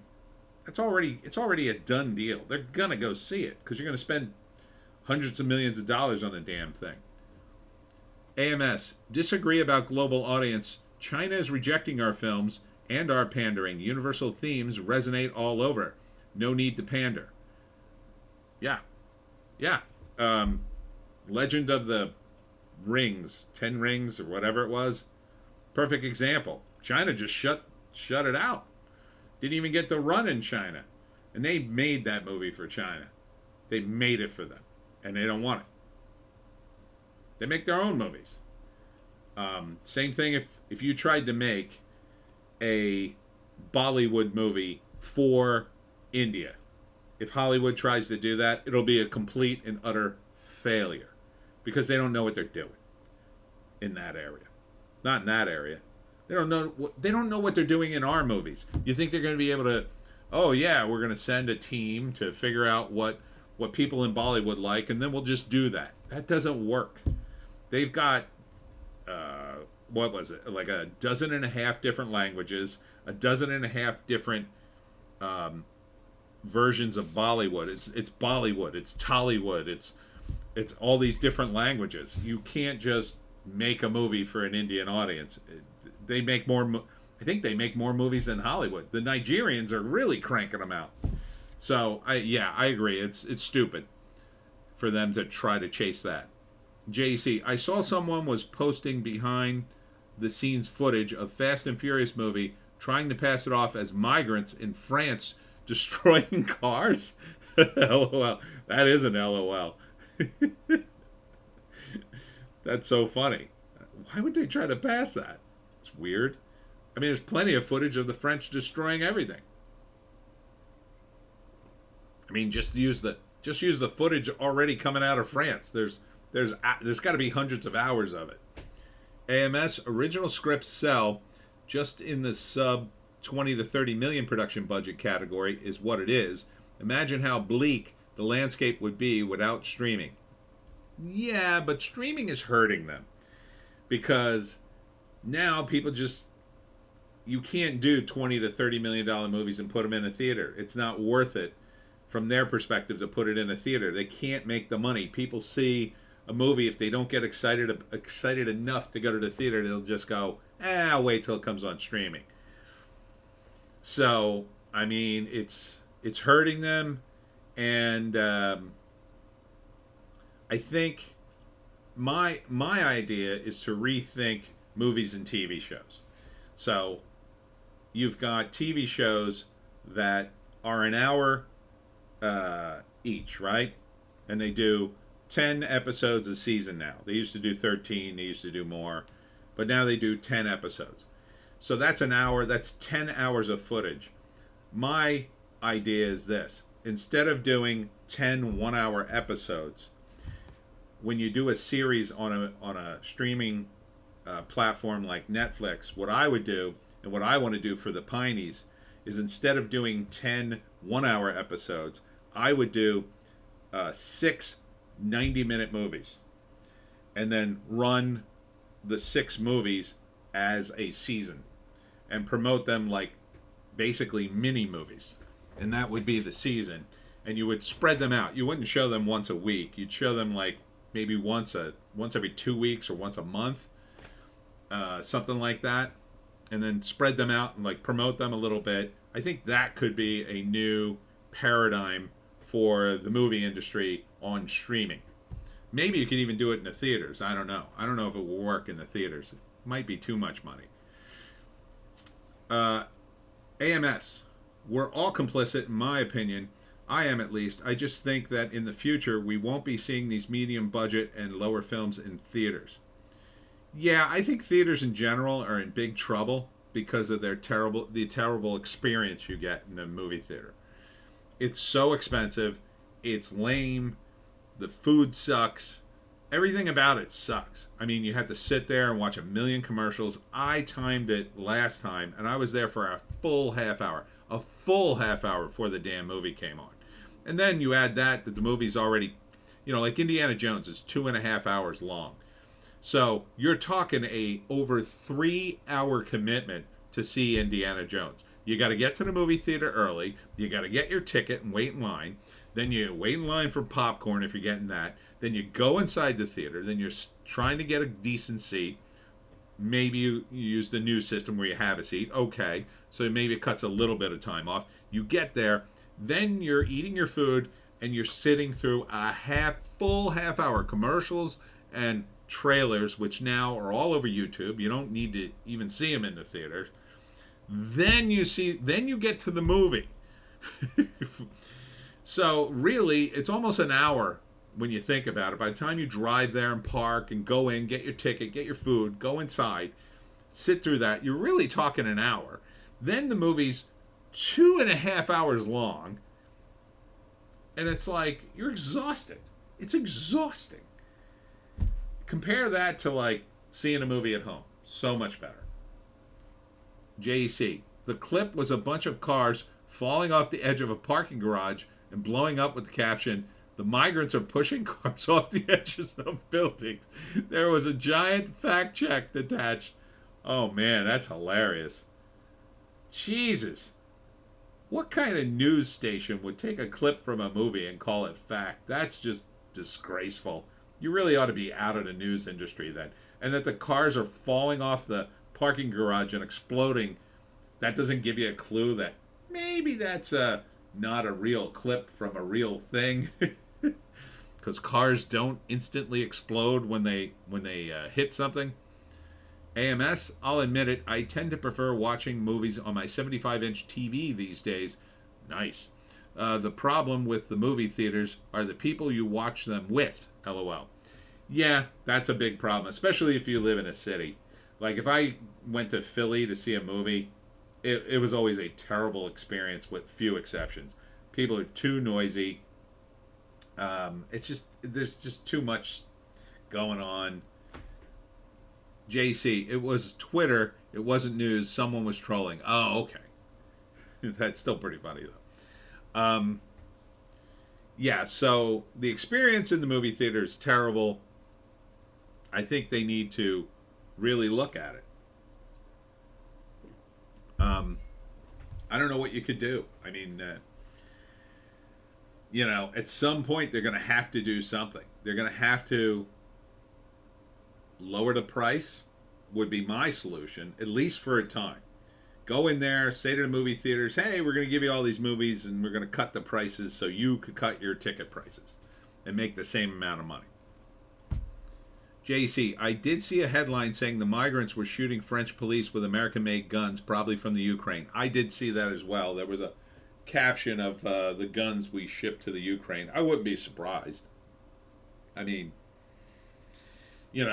I'm sure there's all kinds of black market guns all over France. I mean, people have them. They're not supposed to. That's gun control for you. Store Bang Entertainment. Nothing beats home theater and having cocktails handy. Yes. Speaking of which, I may have to get a refill. I'm so thirsty today. So yeah, it's like you got to give us something in the theaters that compares to watching a movie at home. I would say lower the prices would help. Wouldn't be a panacea, but it would help. Maybe you could give away the popcorn. Now that's kind of where the movie theater makes its money. So, but maybe you could do something with the studio, giving them money to give everybody a free bag of popcorn, and then that could generate beverage sales. So maybe it would be a win-win. I mean, it would at least be nice to try to do something. The brew-in views are a good idea, I think, if you can make them work. In some states you have them. You go in, you order dinner. They bring out your dinner, and then you watch a movie while you're eating. And then there's drinks, but, it has to be priced reasonably. It can't cost you, $500 to take your family out to dinner to see a movie. It's just too much. It's got to be reasonable. So what's it worth going to a theater? I mean, to me, it's not worth $20. I mean, it's getting up there near me. It's like 14 or 15 now, closer to 20, I think, depending on the movie. I mean, when they added $1 for the Batman, I wouldn't pay it. I didn't have to. I knew it was coming on Max eventually. AMS, remember that Movie Pass thing? I had it. It was a great deal. Too good because they went bankrupt. Maybe they can try a more expensive version, still value there. That's not a bad idea. But yeah, that's a problem if they went broke on it. John Adams, thank you. I am a beautiful and great founding father. I'm 90 minutes behind. Hello, John Adams. I don't know what else you can do. It's either the food or the price. You could. Here's what you could do. You could give people a 2-for-1 deal, where if you buy a ticket for one movie, you could see another movie for free. If you stay that day, right? You don't leave the theaters, maybe. And then the second movie could be like the second run movies, right? So you could have, because like my theaters are all like 16 screens, which is probably too many. So what they could do is have 3 or 4 screens that are second run movies that they would never sell a lot of tickets for. And then maybe you get a free movie then. I don't know. Is that doable? If there's enough room, maybe if it's busy, you wouldn't get your second movie and you'd have to go, well, we're full. I mean, something like that. Something has to be done to give you a better experience. John Adams, despite the stain of the Alien and Sedition Acts, Adams never owned a slave. Well, there's one in his favor. Your favor, Mr. President. Bleach Demon, my drive in theater near me, it's $15 for a carload, and for a burger and drink, it's $7. That's a good value. And they're always packed. The secret seems to be only running 3 nights a week and have a double feature. See, that's a great deal. I'd go to that. That's a great deal. You bring a date to that. The food's not too bad. That's a reasonable price for food, burger and a drink, and you get 2 movies. Sign me up. That's a good deal. Store Bang Entertainment. Last movie I saw in theater was Once Upon a Time in Hollywood. That's a very American movie. It's about an event that happened in America, although an alternate version of it. Tarantino is fascinated with alternate takes on history, isn't he?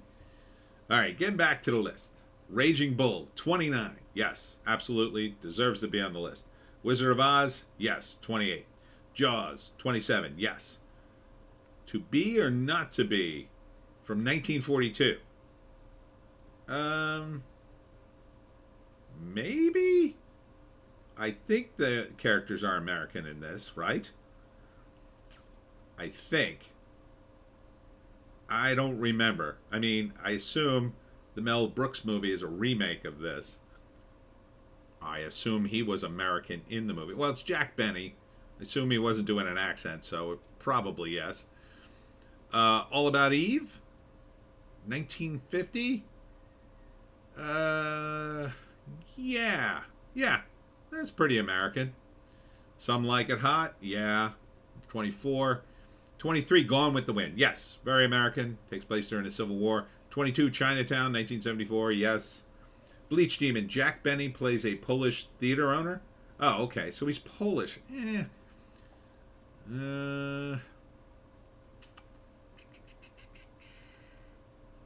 Maybe. I don't know. I didn't see it, so maybe just because Jack Benny's very American, so maybe because Jack Benny was in it, they put it on the list. Unforgiven, yes. Love that movie. God, I love that movie. So good, the final scene. The final scene in Unforgiven is just so badass. Unbelievably badass at the end. And it's set up throughout the entire movie, and you see it coming a mile away, but it's just so great. Another great Gene Hackman movie. Gene Hackman, what a great amount of... I mean, he was in a couple of stinkers, but man, he's been in so many great movies. What a resume he has. God. He's in Unforgiven, The French Connection, Superman as Lex Luthor. Come on. Gene Hackman. The Conversation. Number 20, Taxi Driver. Very American. Double Indemnity, again, 19. Yeah. Singing in the Rain. Yeah. 18. 17, Vertigo. Jimmy Stewart. Yeah. Yeah. Number 16. Ooh, they put it at 16. Citizen Kane. Interesting. Number 15, North by Northwest. Yes. I love North by Northwest. I would put that at the top of just about any list. It's so good. Love that movie. Lawrence of Arabia. Well, hold up. How is this American? I mean, was it made by Americans? Yeah, David Lean, is he American? This is not an American movie, though. No. AMS, Cinderella Man. No,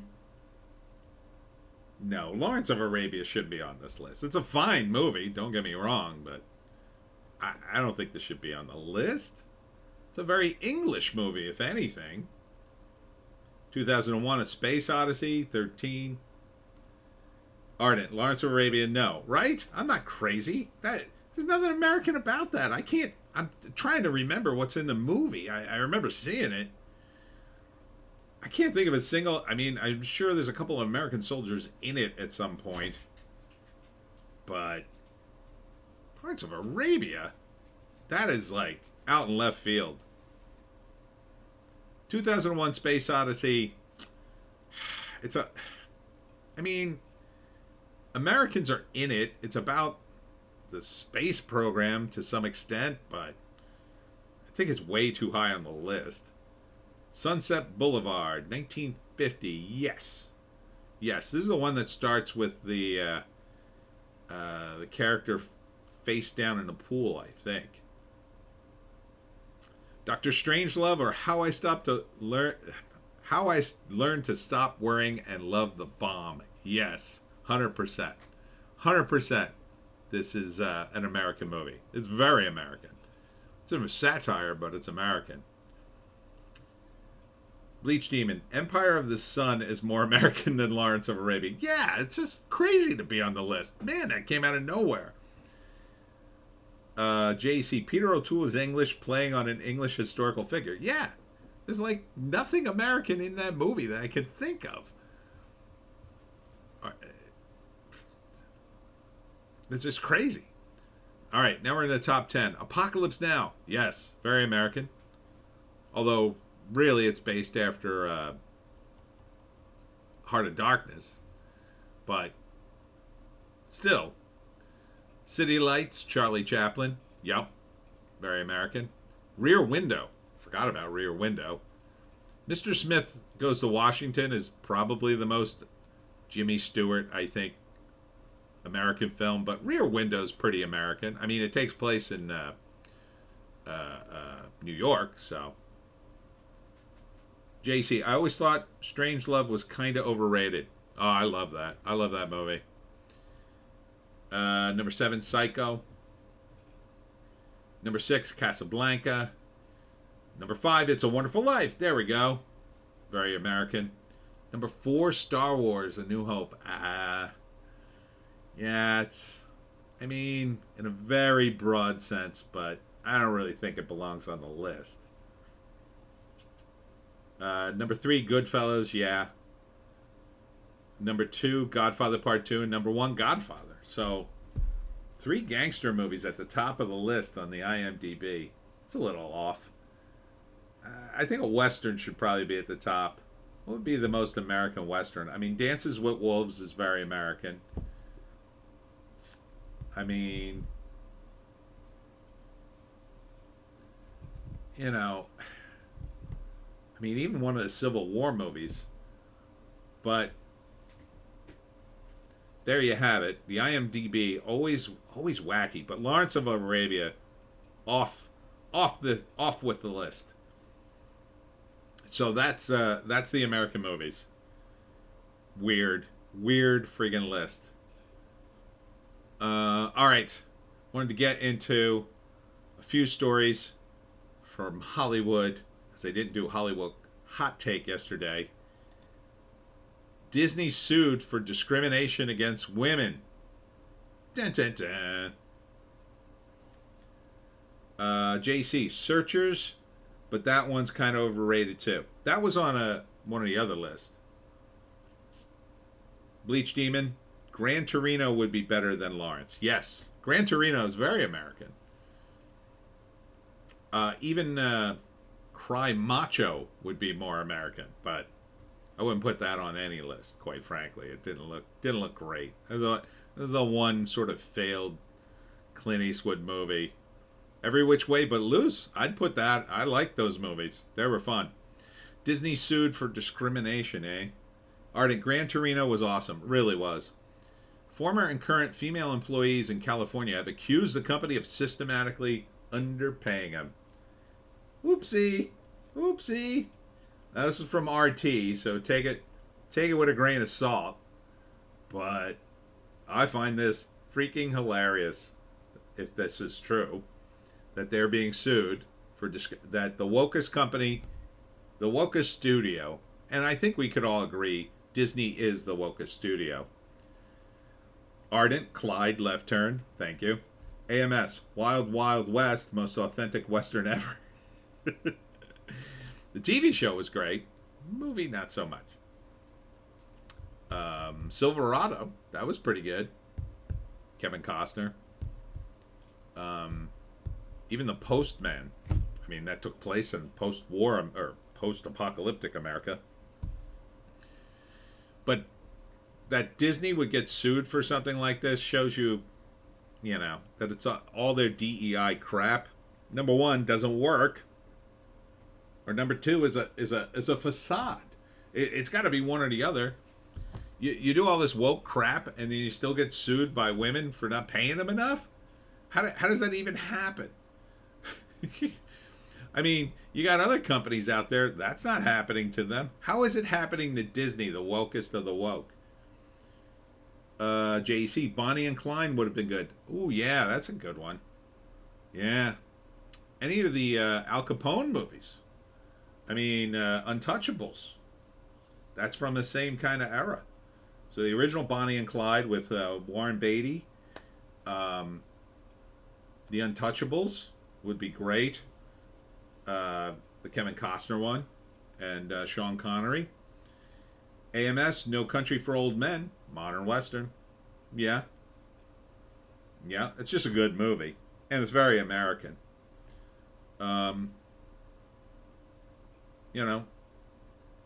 True Romance. Very American movie. It's got Elvis in it. AMS, I'm so tired of these claims of the pay gap. If it's happening, that violates Equal Pay Act of 1963, so where are the lawsuits? Well, here's one here, apparently. But I don't know how real it is. JC, Untouchables starring the Scottish guy, LOL. Just like you to bring a knife to a gunfight. That's not what he says, but I edited it for YouTube. You know why I think this is probably true? Because I think Disney's cheap enough to try something this stupid. This is the way I think companies roll. I think they tend to be run by bean counters, and when they get into trouble, they do stupid things. Like, there's all kinds of ways. I'm sure there's all kinds of egregious waste of money at Disney because it's such a big company, and yet they can't even pay the women employees correctly, in my view. Bleach Demon, The Revenant would be good, or Drums Along the Mohawk. The Revenant was very good. I enjoyed it, even though I still contend the original story would be better. But Store Bang, American Ninja, that would be good. Any movie starring what's his face, Hulk Hogan, would be very American. There's just so many. Any movie in which the character does something historic, like a historic movie. I guess what you'd have to do is you'd have to pick the top 10 movies. You'd have to pick like the top 10 Westerns, American-wise, the top 10 say, historic American movies. Maybe the top 10. You might even have to have a subset, the top 10 president American movies, American president movies. Then just the top 10 modern, patriotic movies. The top 10 military movies, the top 10 World War II movies. And there's a couple of more categories, and then you'd have to winnow that down. But man, it would be tough. You could literally spend, I would probably spend a good week if I had to make all those lists. There's just so many movies. Bleach Demon, how the heck did we skip Dirty Harry? Oh yeah. Top 10 Clint Eastwood movies. Yeah, very American. Any movie with lots of guns is pretty American. Dirty Harry, Death Wish, all those movies. Very American idea. Vigilantism. Gosh, it's endless. That's right. I forgot about Dirty Harry too. And really all the superhero movies too, because they're out of comic books, and that's very American. So, Carter Chain, when are we doing movies with the best soundtracks? Do it next week. Looks like I got a request. All right. Next week, best soundtracks. That's going to be a tough one. That's going to be tough. Because it's not necessarily a great movie. Sometimes it has a good soundtrack. I think The Crow has a pretty good soundtrack, if I remember correctly.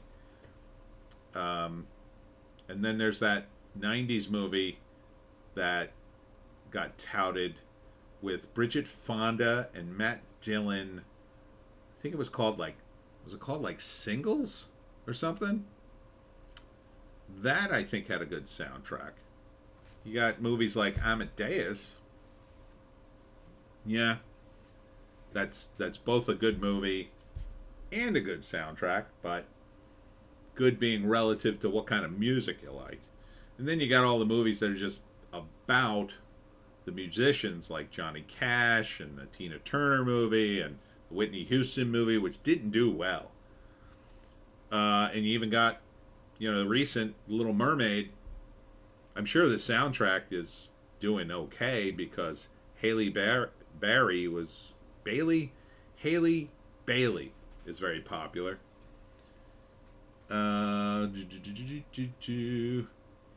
AMS, Die Hard, Lethal Weapon, Speed, very American as well. Ardent, Across the Universe has a good soundtrack. The Crow had an incredible soundtrack. Yeah, that had didn't have Stone Temple Pilots, I think, in that one. AMS, Lethal Weapon 5 is coming. Did you guys know that? I did not. I hope they bring back what's the name? The guy who created it. My favorite screenwriter, Shane Black. I would love to see him direct it. He's directing now. He directed Iron Man 3. He also directed Predator, which it didn't do too well for him, but that may have been because of a particular actor.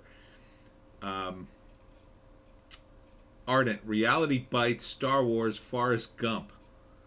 Yeah, we had Forrest Gump on one list. Ardent, I collect soundtracks. Oh, okay, for soundtracks. Yeah, Reality Bites. I'm now remembering that. Yeah, Star Wars, all the John Williams stuff. So you'd have to throw in Indiana Jones, I guess. Store Bang Entertainment. I remember loving the Lost Boys soundtrack. Oh, yeah. Because it has that In Excess cover of People Are Strange, right? Back in the 80s, but tried listening to it a few years ago and it didn't hit.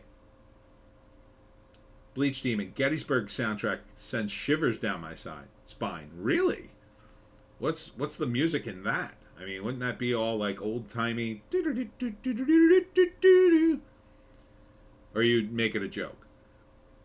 Ardent, STP, Jane Siberi, My Life with the Thrill Kill, July, loads of great bands on the Crow soundtrack. First Matrix had a great soundtrack.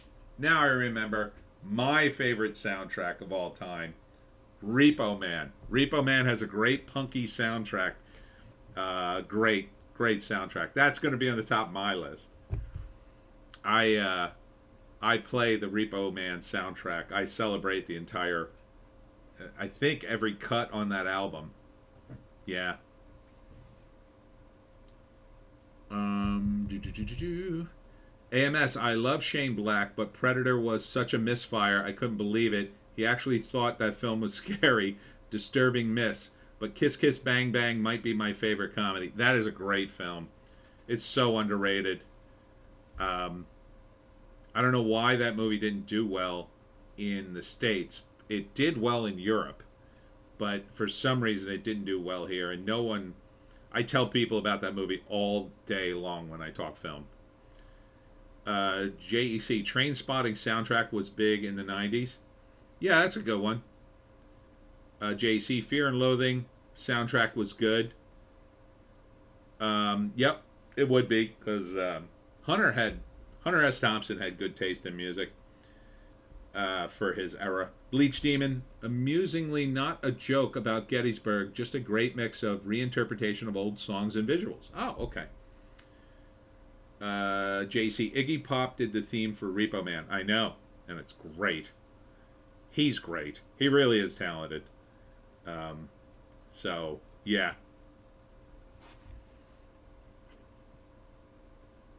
And Michael Nesmith was involved with Repo Man too. Did he direct it?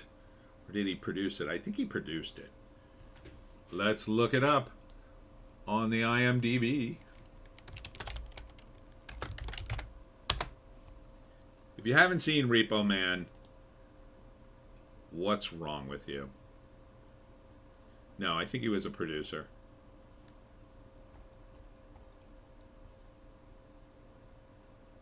Yeah, Michael Nesmith. He was executive producer.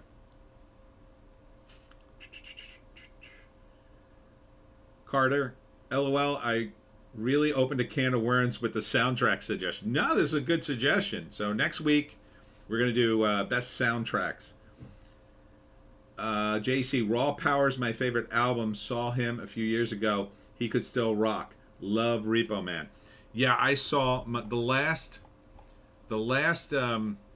concert I went to, and I always tell people it ruined me for concerts. I went to the last run of Iggy and the Stooges with the original lineup before I think one of the Stooges died. And it was fantastic. It was so perfect. It was like a perfect concert. The sound mix was perfect.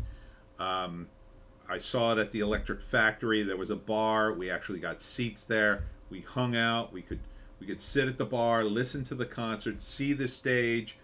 Iggy was on. He invited kids up to mosh with him for one song. And it was a long song. By the end of the song, he was the only one still dancing. He never stopped moving. That old man can dance. He was 60 when I saw him. Starbang, he produced Weird Al's UHF. Oh, I didn't know that. Ardent, Roadhouse had a great Jeff Healey soundtrack. Oh man, it is going to be very controversial next week when we do the soundtrack. But do yourself a favor, listen to the Repo Man soundtrack and watch Repo Man. It's a fantastic movie. I love it. JC, yeah, he was playing with the Stooges. They played just about every song from all three albums. It was crazy. It was such a good show.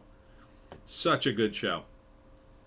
Anyhow, Disney is being sued, and I find it hilarious because everything that can go wrong has gone. I think it's really karma hitting Disney. You know, Disney has been, in my view, so bad for so long in terms of not just the woke stuff, but their utter ruthlessness. And I've heard story after story. I've had bad experiences myself, and this is all just my opinion, Disney. But I think it's kind of karma catching up with the company and it's just going to tear it to pieces. I mean, it seems like they're on a one-way trip to destroy the company, and I think they're halfway to collapse. I really do. I think they will break up as a company. I think they may. I think they're in danger. I think they're endangering the parks. I think they may end up selling parts of it, major parts of Disney. And when that starts happening, I don't think it'll stop. I don't think they'll have a choice. I think it'll happen very quickly. Going up against Ron DeSantis, probably the most insane thing I've ever seen a company do. Like, this isn't a third world country where a major American corporation can come in and dictate to the local government. This is Florida. They're not going to tolerate that. Even the people in the most neoliberal mindset would never tolerate a corporation dictating the terms, simply because the paradigm of power is, no, you're not in charge. You don't get to do that. We'll allow you to do that, Disney, if you pay us a boatload of money and do what we say, but you don't get to dictate the terms. I mean, this is going to be a smackdown of smackdowns. Disney is going to lose everything in court. Everything they do in court, I think they're going to lose on. And they could spend all the money they want and keep going back and appealing, but at some point the money's going to run out. And I don't think Ron DeSantis can back off and save the state money, and it's not like it's his money anyway. AMS, did you see Prey? I really liked it. Well executed. My idea for a Predator movie is to go back to the terror of the original. Marines in the Middle East, tormented by Predator after taking a city. They have to team up with captured militants to take on the Predator. Of course, no one survives in the end. Haha. Mystery of their deaths unsolved. That's a solid pitch. I like it. I pitched to... I have a pitch. I don't think I ever sent it in, but it was a pitch for Dark Horse to do Gladiator Predator. It was a 4-part mini-series, and like Prey, it was supposed to be like a lower tech Predator. What's the name was in it? Oh God, I can't think of his name now. Spartacus. It was basically Spartacus versus Predator. JC, good pitch. Yes. Excellent pitch. Excellent pitch. Unfortunately, I don't think Prey did that well, but for a lot of reasons. I mean, I didn't see it, so I won't comment too much on it, although I do all the time. Yeah, again, it's just like everything else. Like, these Hollywood guys just don't understand to stay out of these arguments. It doesn't get them anything. It doesn't get you anything to start arguing like gender about your Predator movie. Like, it gets you nothing. So just don't even do it. Just as soon as it's brought up, just ignore it and move on. AMS, Tony's pitch is cool. Prey was about Native Americans. Cool idea to go back in time. Yeah, I mean, they set that up in number 2. Ardent, Predators versus Viking with Alexander Skarsgård and Mads Mikkelsen? Sure, I'd see that. AMS, Prey is worth a watch.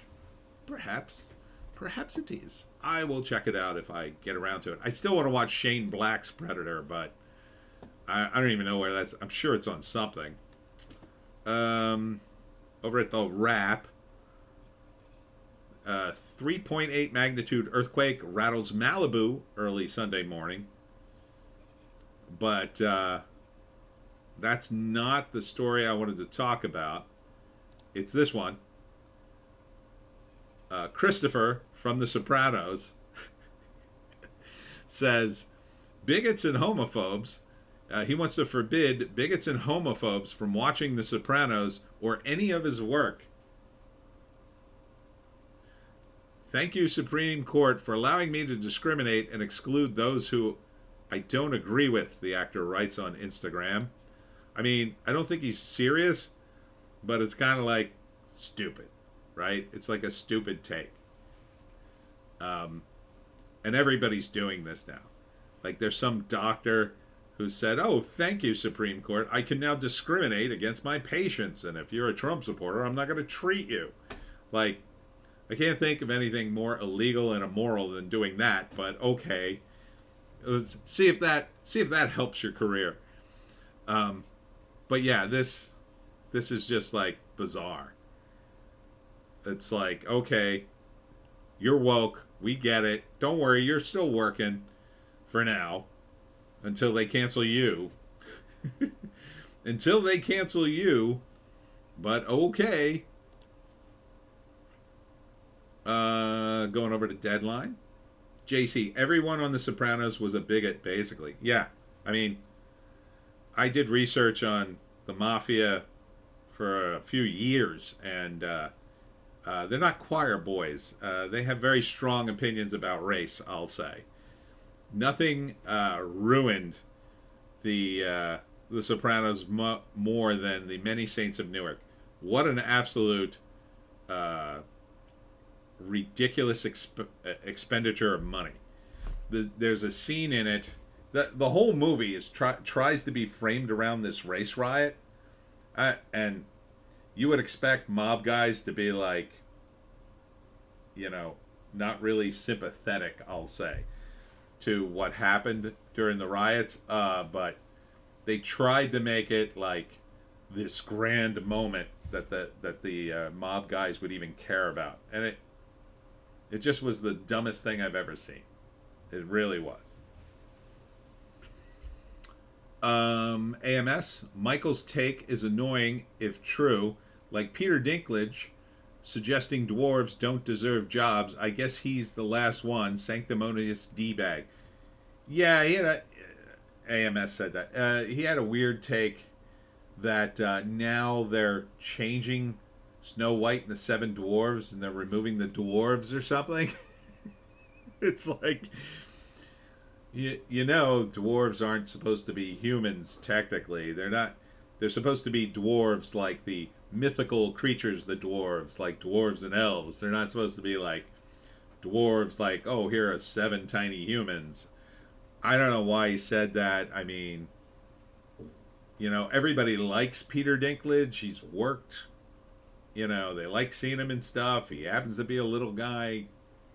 I mean, I don't know why he even has to get involved, but I'm sure it could be part of the thing where they ask him these questions again and again and again and again and again. And maybe on most days he just says, I'm not going to answer that question, or let's move on. And then one day he just finally gets mad and answers the damn question.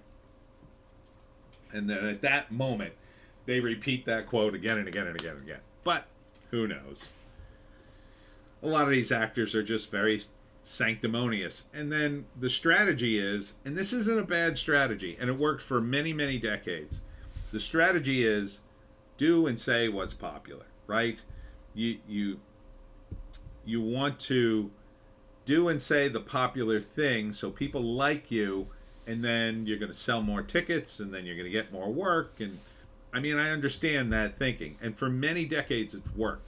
Regular people do that too, just in their normal lives. So they can have lots of friends and a big friend circle, and they just agree with things that are popular because it's not even that they care or even know about it. They just go, oh, well, that's a popular thing. Yeah, I agree too. Yeah, that's terrible. Or yeah, that's great. So, but now it's a different landscape with social media, and you can't just shoot off your mouth, because unlike, say, the 70s, where you could shoot off your mouth and it would end up in a newspaper opinion piece somewhere in an interview, say in Variety, that only the industry people would see, and then it would disappear. It would disappear until maybe it came back 20 years later in a book. But more often than not, these quotes just disappeared. But now, with the internet, everything's recorded. Everything. So not only do they have the quote, they have you on video saying it on a podcast, and then it goes viral, and then it's on Reddit and everywhere else, and then the next thing you know, you're the spokesman for the dwarves, and now you got to answer to the answer all the questions because everybody thinks you've self-appointed yourself as king of the dwarves, and you just got to be aware of it and curb your speaking. Like me, if I became famous tomorrow, I'd probably have so many damn quotes being taken out of context. They could cancel me at any minute because I've had hundreds of podcasts, and on I talk, right? And I've said stupid things, probably things that if you went through my videos and called me out on it, I'd be like, yeah, I don't agree with that. Yeah, I don't know why I said that. Because when you just talk and talk and talk, eventually you just say something stupid or wrong, or you say something and you kind of know in the back of your head it was wrong, and then you get 5 sentences down the road and you're like, oh, should I have corrected myself back then? Screw it. I'm on a roll. So, like Howard Stern would be a perfect example, right? I mean, he wasn't a podcaster, but he was a talk personality, and he just talks and talks and talks. So it's easy to go back in Howard's library, if you really want to get him on a quote, and find something that's totally contradictory to whatever he believes now. And I'm not just talking the recent stuff, but like literally anything.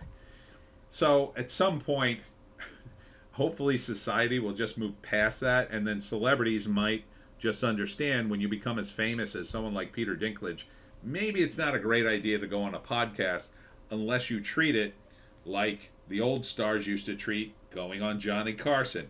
Like, the questions, what you're going to say, and you're going to stay inside that box because this is your public persona and you're trying to protect it. And you're not trying to say stupid things that are political and dumb and stupid.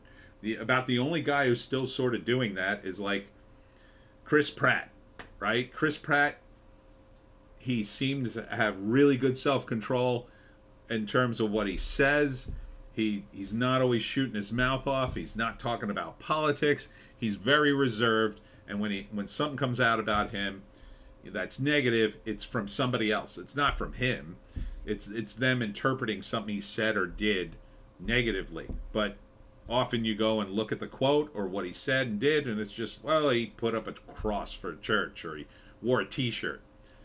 That's what these guys need to do. They need to use that sort of model. And then if Peter Dinklage did that, you probably wouldn't even hear about him that much, which is unfortunately part of the problem too. These guys, I haven't been in the media in a while. I'm not getting any work. I better go do some interviews and see if I could stir up some controversy, maybe.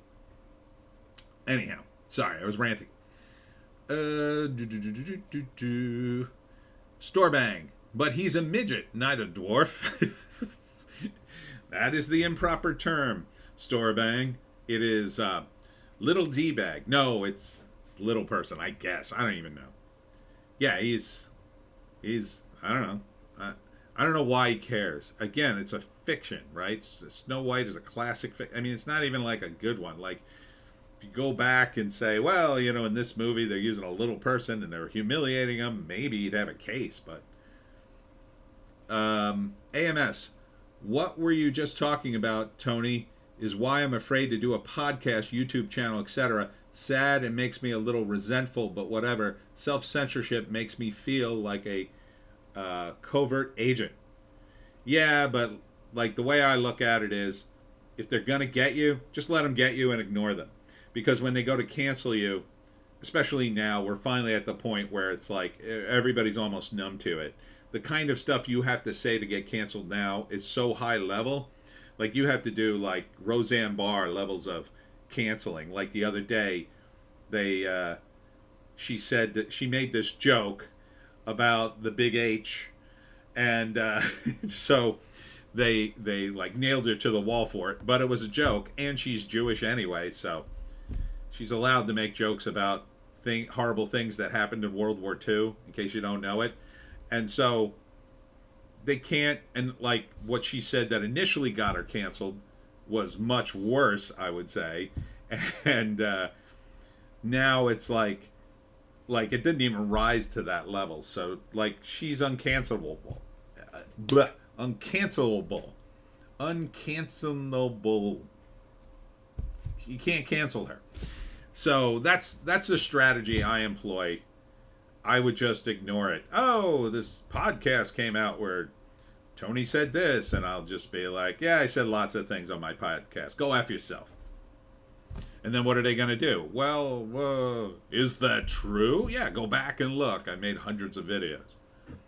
AMS, the stars who don't speak, you can usually assume aren't woke.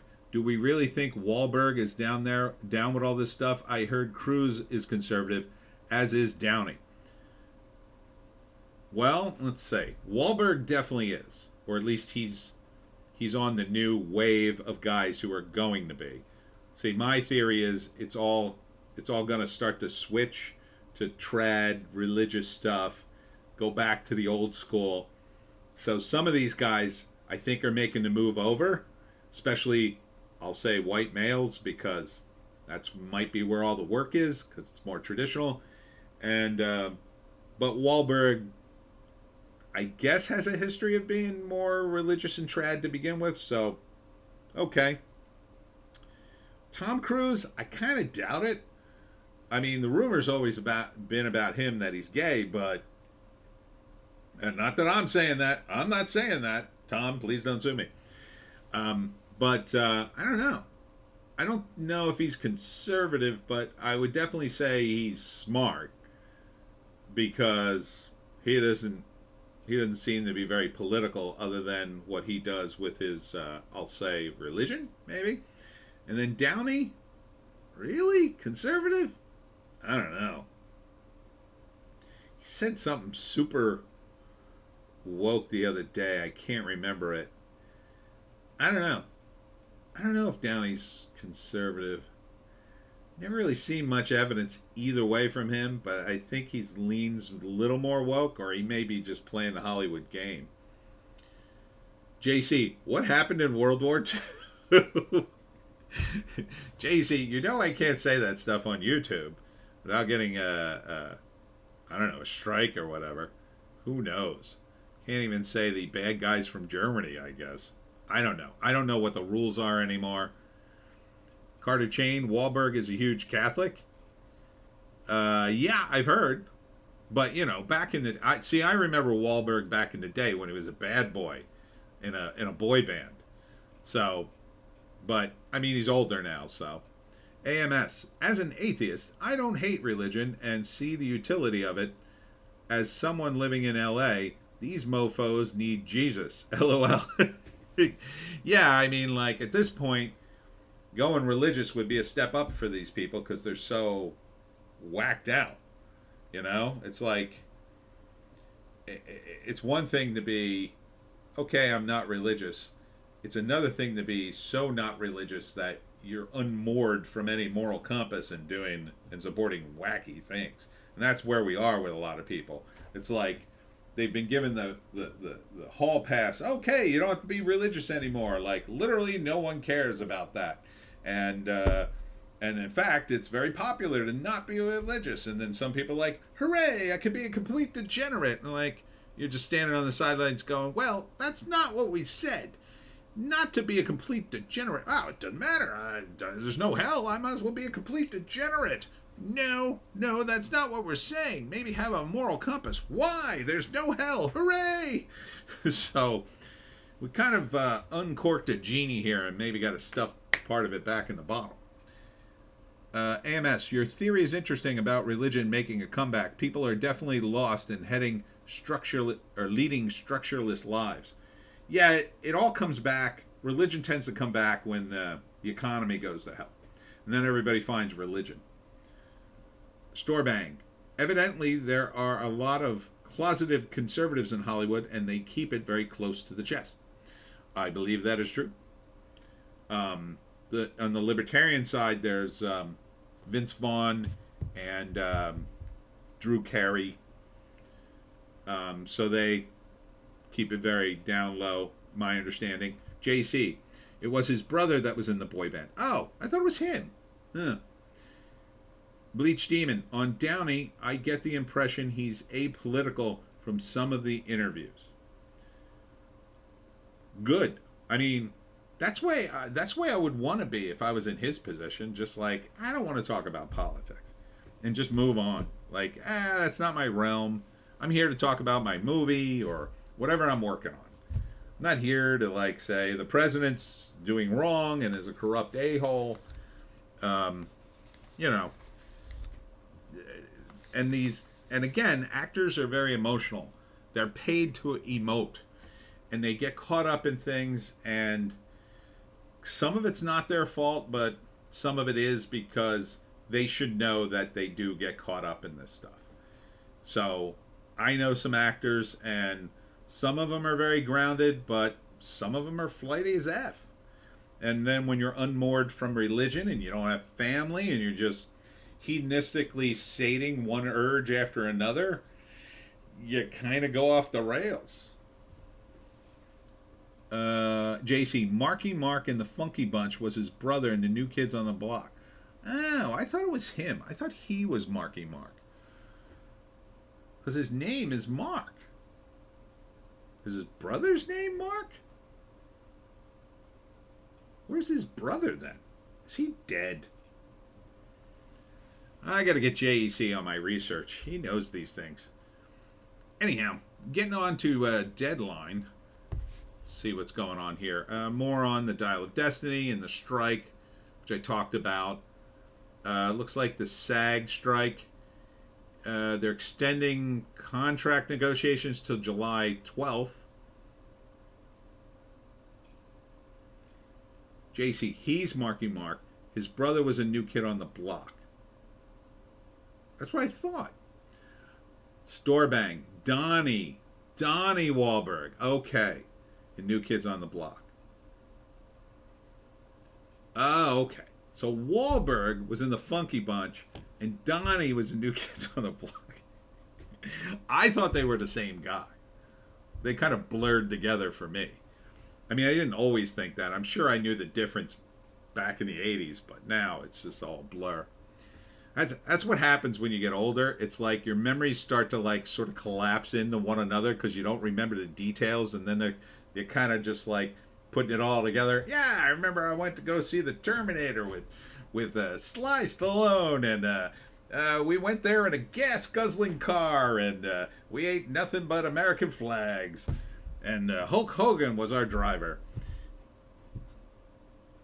AMS, Downey was ambushed in an interview where the quote was read back to him. I'm paraphrasing. You can't spend a night at a presidential suite in the Four Seasons and come out a liberal. It's on YouTube. Oh, interesting. Can't spend a night at the presidential suite at the Four Seasons and come out a liberal. That's interesting. AMS. He walked out of the interview. Bleach Demon. Mark and Donnie Wahlberg, both musical, in part due to their social worker. They had a social worker? I knew they weren't rich growing up. Anyhow, getting back to Deadline. JC, I'm on the New Kids on the Block wiki. Apparently Mark was in New Kids on the Block for a brief period of time in 85. Oh, okay. So I'm not totally crazy. Bleach Demon, presidential suite, aka jail. Oh, okay.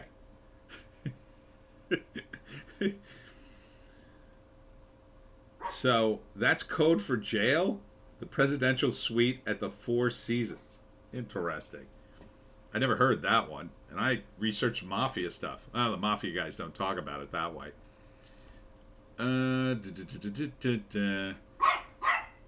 My new favorite hot chick, Olivia Doone, is this LSU gymnast, and she received $500K for a single online post. And if you've ever seen Olivia Dunn, you would understand why. In fact, let's see if there's a good picture of her here. That's a pretty good picture. They don't have a body shot, though. Trust me, she's quite good looking. She's the new SI girl. And thank God Sports Illustrated finally woke up and started hiring hot chicks again. Storebang, they were punks getting in trouble all the time. That part I remember. I remember like a lot of trouble.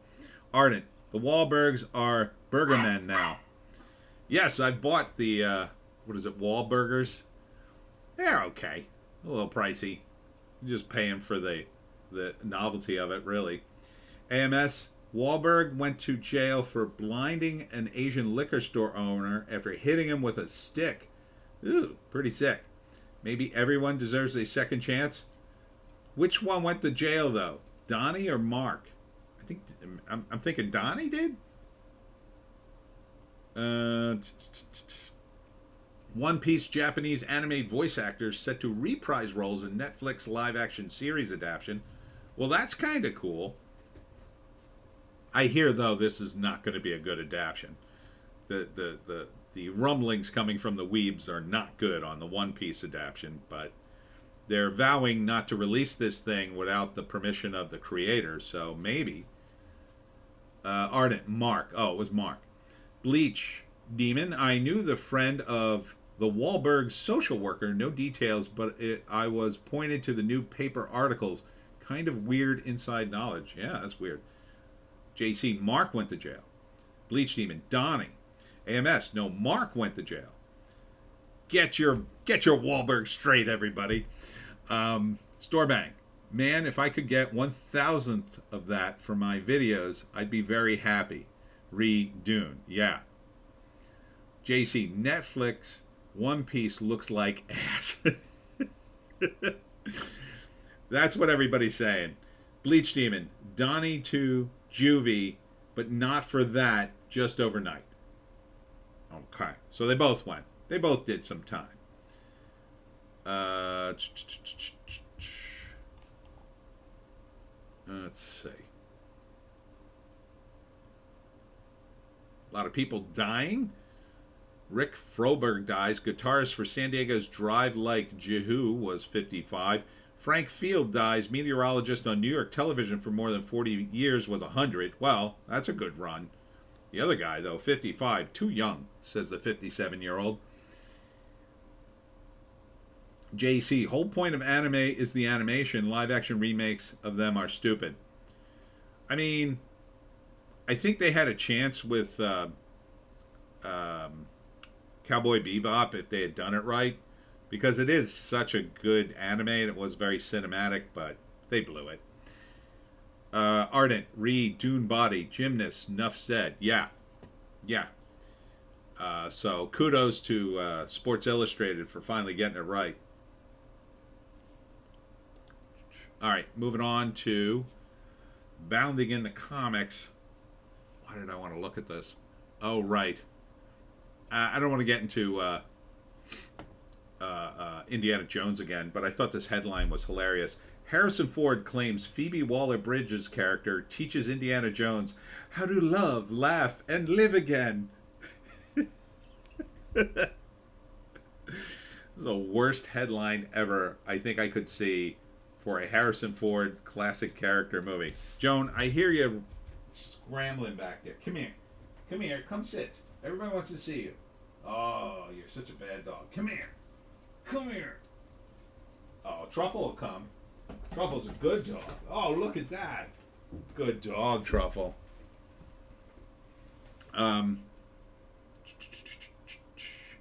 JC, so weird all these boomers dropping dead all at once. Almost like they're all dying slowly from some sort of poison they all took. Yeah, it's weird. It's almost like a certain medical procedure is impacting people's health in a negative way. I'm not a doctor. I'm just a guy who's wondering what's going to happen. Yeah, it's not good. AMS, Indiana Jones, and the Odyssey of Elder Abuse. I mean, to live and laugh and love again. Or to love and laugh and live again. It's like that friggin' sign, live, laugh, love, that women put in the bathroom or in their kitchen. Like, could that be any more girly? Like, what has happened to Harrison Ford?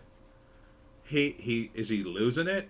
Is he as senile as Joe Biden behind the scenes? It's just like that South Park episode where Lucas and Spielberg do horrible things to Indy, I'll say. Bleach Demon, Illinois Smith and the dial tone of disappointment needs to be deleted like Red Brown's Captain America. It's so sad. It's so sad. But these people want to lose money. They want to lose the money. They're not getting my money, though. They're not getting that one single bit of money from me. Not anymore. I'd rather be the guy who, oh, that's the guy who never sees the movies. I'd rather be that guy because at least I didn't give these people my money unless the movie's really, really good. Ardent, Stormy loves those signs. LOL. She's sitting next to me glaring. Well, there's nothing wrong with those signs if you're a girl. I mean, I understand why you post them up. They're nice, motivational signs. You want to brighten up a room or a dental office waiting room. Hang in there, baby. But for Harrison Ford to say that about his character, his supposedly manly character in Indiana Jones, as if he's just been, did they just take Harrison Ford to a desert island and brainwash him for 2 years and say, you're going to love this, and then we're going to peg you for a while to make sure it all takes?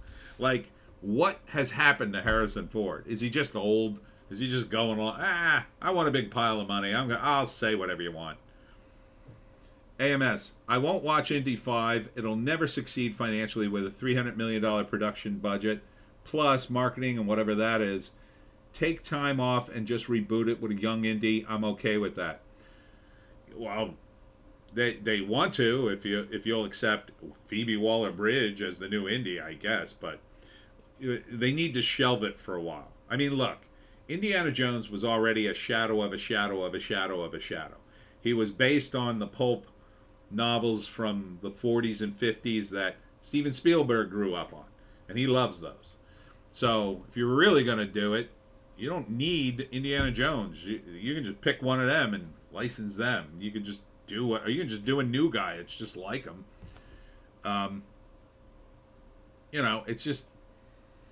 It's time. It's time to end Indiana Jones and never speak of it again. Bleach Demon, I swear, Feeble Wallow Bridge has combined all of Harrison Ford's liver spots into the Death Star-sized weapon. There, I said it.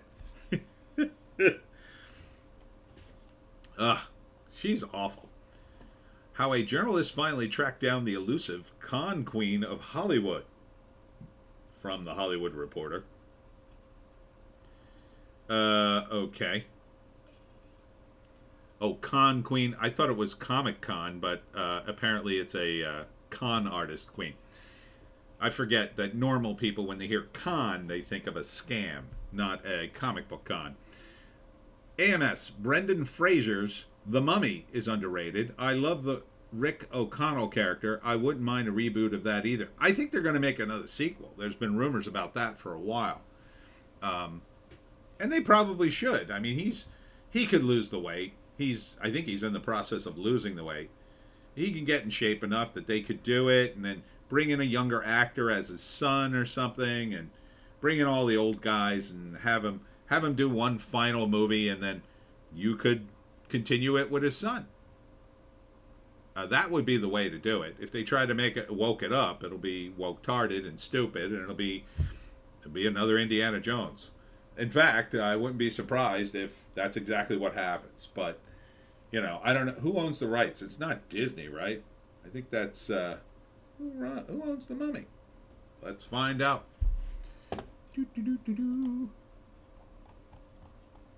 Let's find out.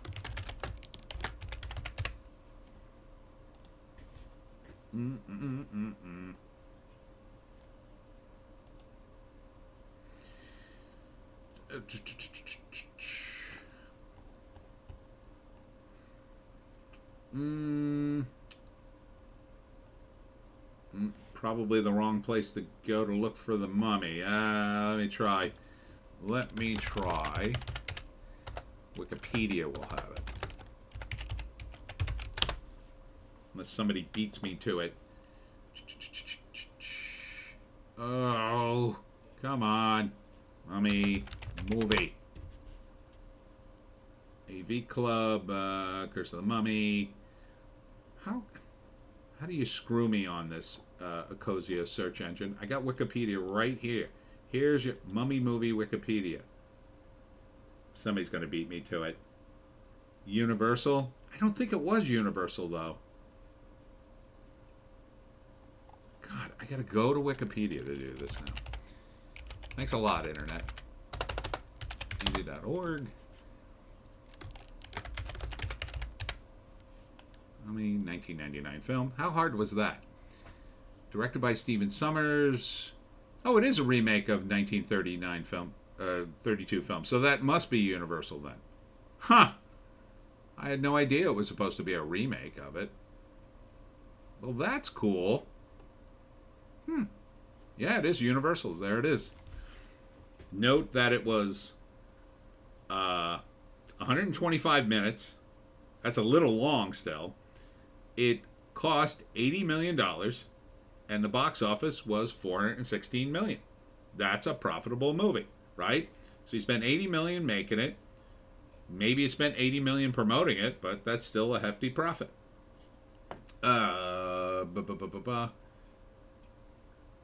Bleach Demon. Hail.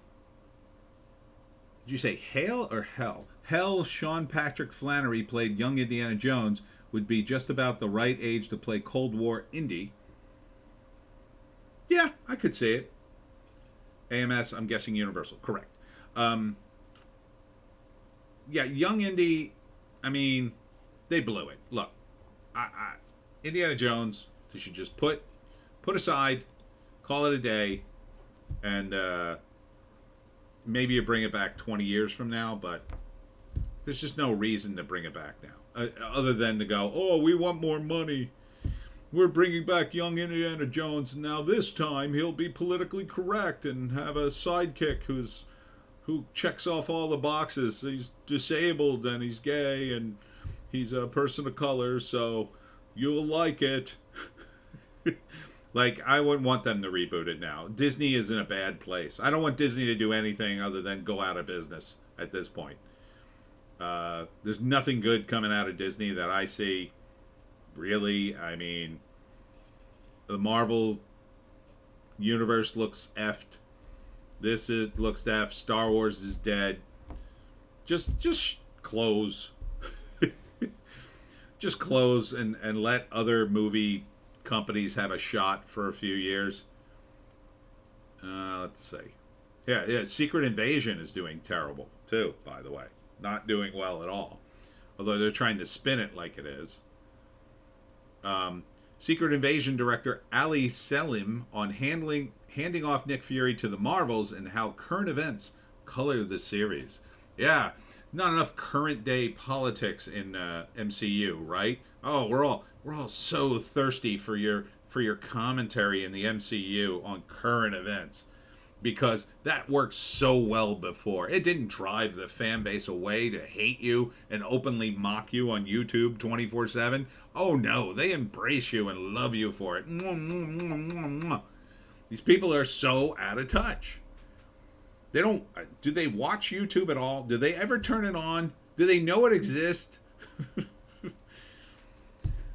Oh, and here's another one. Here's another side splitter. Jodie Turner-Smith joins Jared Leto in Disney's Tron 3. AMS, I don't think it's a coincidence that when Marvel was at its peak, we had to wait 2 to 3 years for any Marvel production. Now the landscape is oversaturated. That too. I think it's just terrible. They're just all terrible now. Bleach Demon, Louisiana, Washington, now in theaters. Follow the adventures of an insert popular political suffering as they globetrot across a flat earth. I mean, Tron 3. They're making Tron 3 with Jared Leto. Jared Leto has become like the oh god, who was that other actor who's always in terrible movies except for a couple of times? Lou Gossett Jr. Lou Gossett Jr. had terrible luck with movies. He'd always end up in these movies and they would just, he wasn't a bad actor and he was in a couple of good movies, but then like it just seemed he couldn't catch a break every movie that came out. Me and my friends used to joke, oh no, Lou Gossett Jr.'s in it. That movie is doomed. But like, Leto is going to be in Tron 3. I mean, ugh. I don't know who Jodie Turner-Smith is. I can't remember who she is, but why even make a Tron 3? Tron 2 was virtually unwatchable. That's a brutal movie to watch if you've seen it. Virtually unwatchable. Ardent. Taylor Kitsch has the same luck. Yeah. I mean, Jared Leto after Morbius? I don't know, man. That was a pretty big. I mean, he's hated for Morbius. He's hated for his version of the Joker. He's partially to blame for that Blade Runner abortion. I mean, Bleach Demon. Leto is the talentless Bela Lugosi of the modern age. AMS, I heard Leto is a terrible guy. My neighbor said his friend went to a party and Leto's minions all had to wear white and he used them as human furniture. Can't verify that. Haha. Wow, that's weird. It sounds very Hollywood, though. He had his minions wear white and then use them as furniture. It's so weird, if true. This is a rumor. This is a rumor. We deal with rumor here. I can see it in my mind's eye, but like, how does he think that's cool if that's true, right? Like, so he pulls up to the party, and I don't know, what has he got, like a van? Because you got to figure, if he's using people for furniture, and he's at a party, it's not just one guy. That would be weird. I mean, that would be even weirder, right? Like, who's this guy? Oh, he's my chair. Like, you'd want at least 4, I'm going to say, probably 6. So he's got 6 people in white. And I bet he's not in white because he wants a contrast. He wants a contrast off the furniture. So he's in, let's say, like a dark color. And then he can't just be by himself. If he's got, say, 6 people in white, he's probably got his girlfriend and, I don't know, maybe like his agent. And then maybe his agent's girlfriend is coming too, because that's, he's probably got a whole crew of guys and their girls. And they go to this party, and maybe he needs more people then, since he's got more than just himself to worry about. Although maybe they're not allowed to sit on his precious people furniture.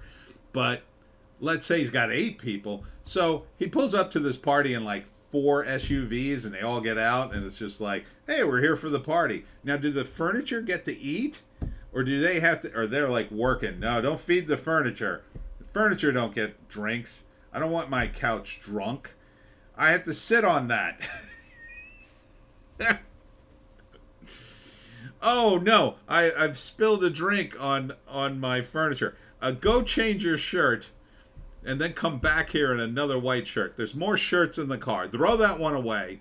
Go get another shirt. I mean, is that how it goes? That must be nuts. AMS. Party at his house. Oh, the party's at his house. Okay, so that makes a little more sense. So the party's at his house. So he has all the furniture. Oh, so he must have hired dozens of people then. So it has to be a whole theme now. So then you show up to his place, and there's no regular furniture. You have to sit on people. That's weird. That's super weird. But that's his theme. That's like the thing in California. You got to have like a party, and then everybody's having house parties, so you got to distinguish yourself somehow. And he's rich, so, I mean, he could afford to hire all those people. But then you're going to have a few a-holes who show up. And what if you get a big fat guy sits on a little woman who's being a chair, and she's like, oh, please, wait. Ah! It's, I don't know. It just sounds terrible. Bleach Demon. I can't even imagine Ed Wood so desperate as hiring Leto. I don't know. I mean, maybe after Leto ended up at comic book conventions signing autographs. What was he in that's good? Dallas Buyers Club was pretty good, I guess. Can't think of what he's been in that's good. I don't know. Ardent, I'd be sickened if I was offered a person as furniture. Yeah, just be like, what? I want a regular chair. Oh, no, you got to sit on people. I don't really want to sit on people. It's weird, dude. And again, like, so then you got regular people. Like, again, what if I spill my hors d'oeuvres on your fake person couch? Does he have to go, oh, don't worry about it. I'll go wash out the guacamole and come back with a new jacket. Like, uh, JC, Requiem for a Dream. Oh, he was in that?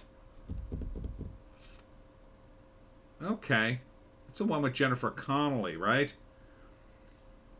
AMS. Also, American Psycho.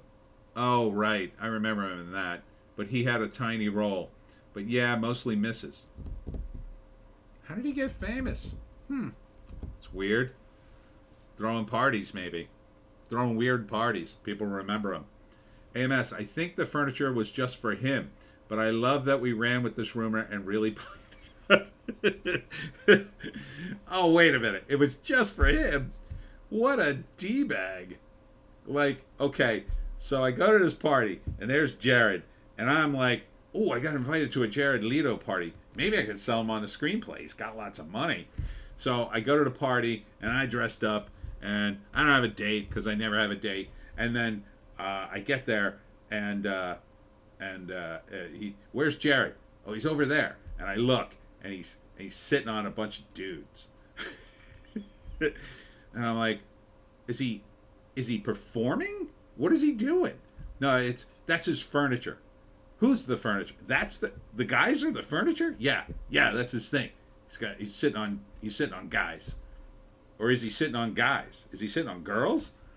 I bet it's guys.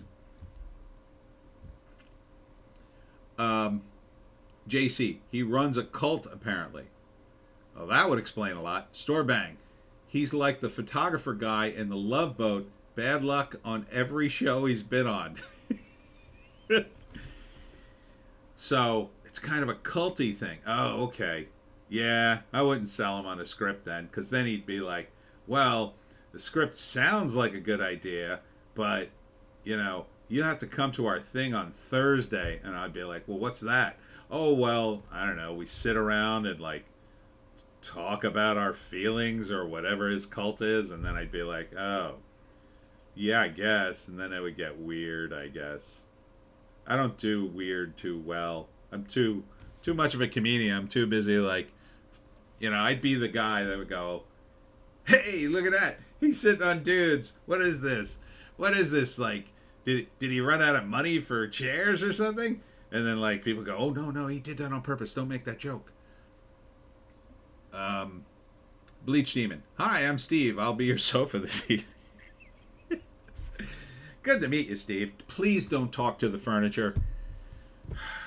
I felt bad for him. You're sitting on him. Yes, but he's furniture, and you don't interact with the furniture. Steve, we'll have a talk after about this. Well, now you're talking to the furniture. Well, I'm reprimanding the furniture, who shouldn't be talking. You're the one who's lost him his job. No, well, now you're going to fire him just because I talked to him? He was being polite. That would be me at the party. I'd screw the whole thing up. It's why I didn't really do well in Hollywood, I think. Ardent. I'd be, what the F is wrong with you? Guy in the situation. Yeah, me too. All right, getting into variety to wrap up. And oh my God, I gotta wrap up. We're in our almost third hour here. We're just about to come up on 3 hours. Variety. What do we got here? Anything?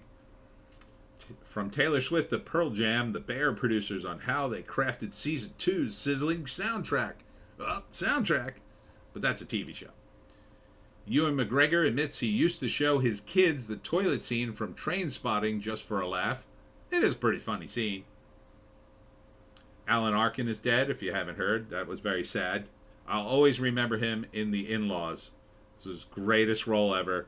Such a funny movie. If you haven't seen The In-Laws, it's very good. Jonathan Majors is not doing well with his situation, I'll say. A lot of stuff is coming out, and like seems to be more of a pile-on situation. My theory is that Disney desperately wants to cancel the entire MCU and may use him as an excuse to cancel the whole thing. But now I think they have the writer's strike to do that, so may not even need it. But I think they're going to cancel the MCU. I think they're just going to shut the whole thing down. Bleach Demon, yay, 3 hours. Is it better that I went on 3 hours? AMS, RIP Arkin, also Catch 22. Great movie. Great movie. I think that's a wrap. All right. That's it. Oh.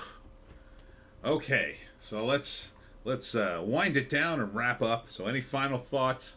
Now is your chance on Indiana Jones or anything we talked about. Jared Leto's men furniture. I assume it would be men. It would be considered oppressive if it was women. Bleach Demon. I like Arkin as a friend of Carlotta in Dead Men Don't Wear Plaid.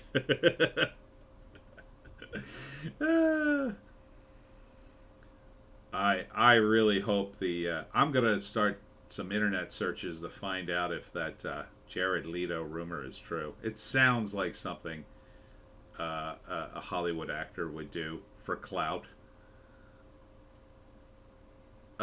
Bleach Demon. Great stream as always. Happy 4th. Happy 4th to you, my friend. Thanks for stopping by. Thanks for everybody to stop by. It was a great stream. Kite, who had to bail early on, said he was going to listen later. He's got a long road ahead of him. Yeah. So next week, let's see, what's next week look like? I am doing the Dragon Boat race at Lake Lenape. But I should be back in plenty of time to do the live stream. Probably should be back in by 7. That shouldn't be an issue. I might get jammed up, but I'll probably be back by 7. If not, figure on 9. And we will do movies with great soundtracks. Ardent. The longer stream is because of the great conversation. This was great fun. I would like to see a Chris Pratt-led MASH reboot. Huh. Never thought of that. Happy Better Than Canada Day. So, Chris Pratt is Hawkeye? I guess. I mean, he is funny. He could deliver the lines. I guess. Yeah. If you did first season MASH. To me, first season MASH is the best MASH. It's so funny because it was more comedy show than it was maudlin. Later, it got more and more serious as it went on. And Frank Burns really made that show. Bleach Demon. That's every day, Ardent. Even in North Korea. Oof. Oofa. Hard. That was harsh, Bleach Demon. It's not his fault. He's run by Captain Blackface. And Captain Blackface is terrible. Ardent, LOL Bleach, we're not that much of a dictatorship yet. Captain Blackface really needs to go. I think he will go, though, the next election. It's just, how much damage is he going to do? Same thing with our current guy. It's like, I think they're going to go the next election, but how much damage are these guys going to do before they're finally gone? Ardent, RDJ is Klinger? RDJ. Who's RDJ? AMS. I'm excited for Terminal List Season 2. The books are phenomenal. First is most generic. Season 1 was just okay, but the story gets so much better. Really? See, I'm shocked you say that because I just was like, where are they going to go with this? And it's supposed to be a prequel, right? Season 2 is a prequel. Ardent. Dinklage as Radar? AMS. Good night, guys. Good night, AMS. Dinklage as Radar? No, he'd be more like Winchester.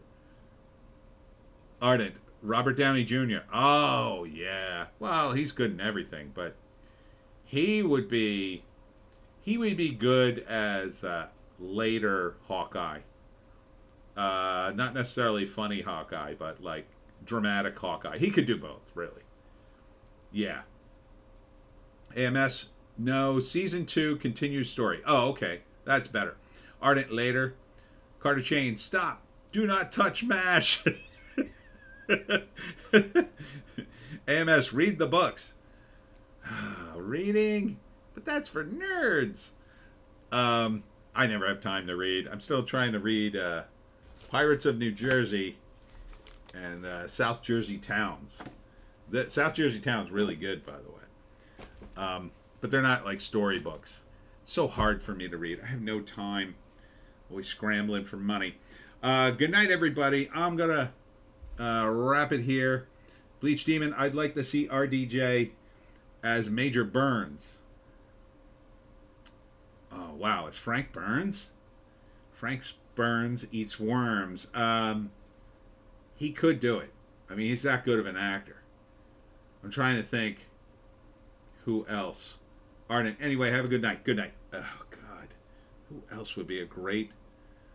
You just have to be such a cowardly a-hole. And, man, the actor who they had, Frank Burns, was one of the greatest foils in TV history. I love that character. I laughed every time they caught Frank doing something, and it was great. And when he left the show, that was pretty much the end of the humor, I think. There wasn't a lot of humor after he left. But, man, his run on that show, that first season is just friggin' hilarious. That first episode is just one of the funniest episodes ever. And I wish the entire run of the series had been that funny. But it's tough. Comedy is tough. Ardent, Jennifer Lawrence is Hot Lips. Yes, Hot Lips. She looks like Hot Lips.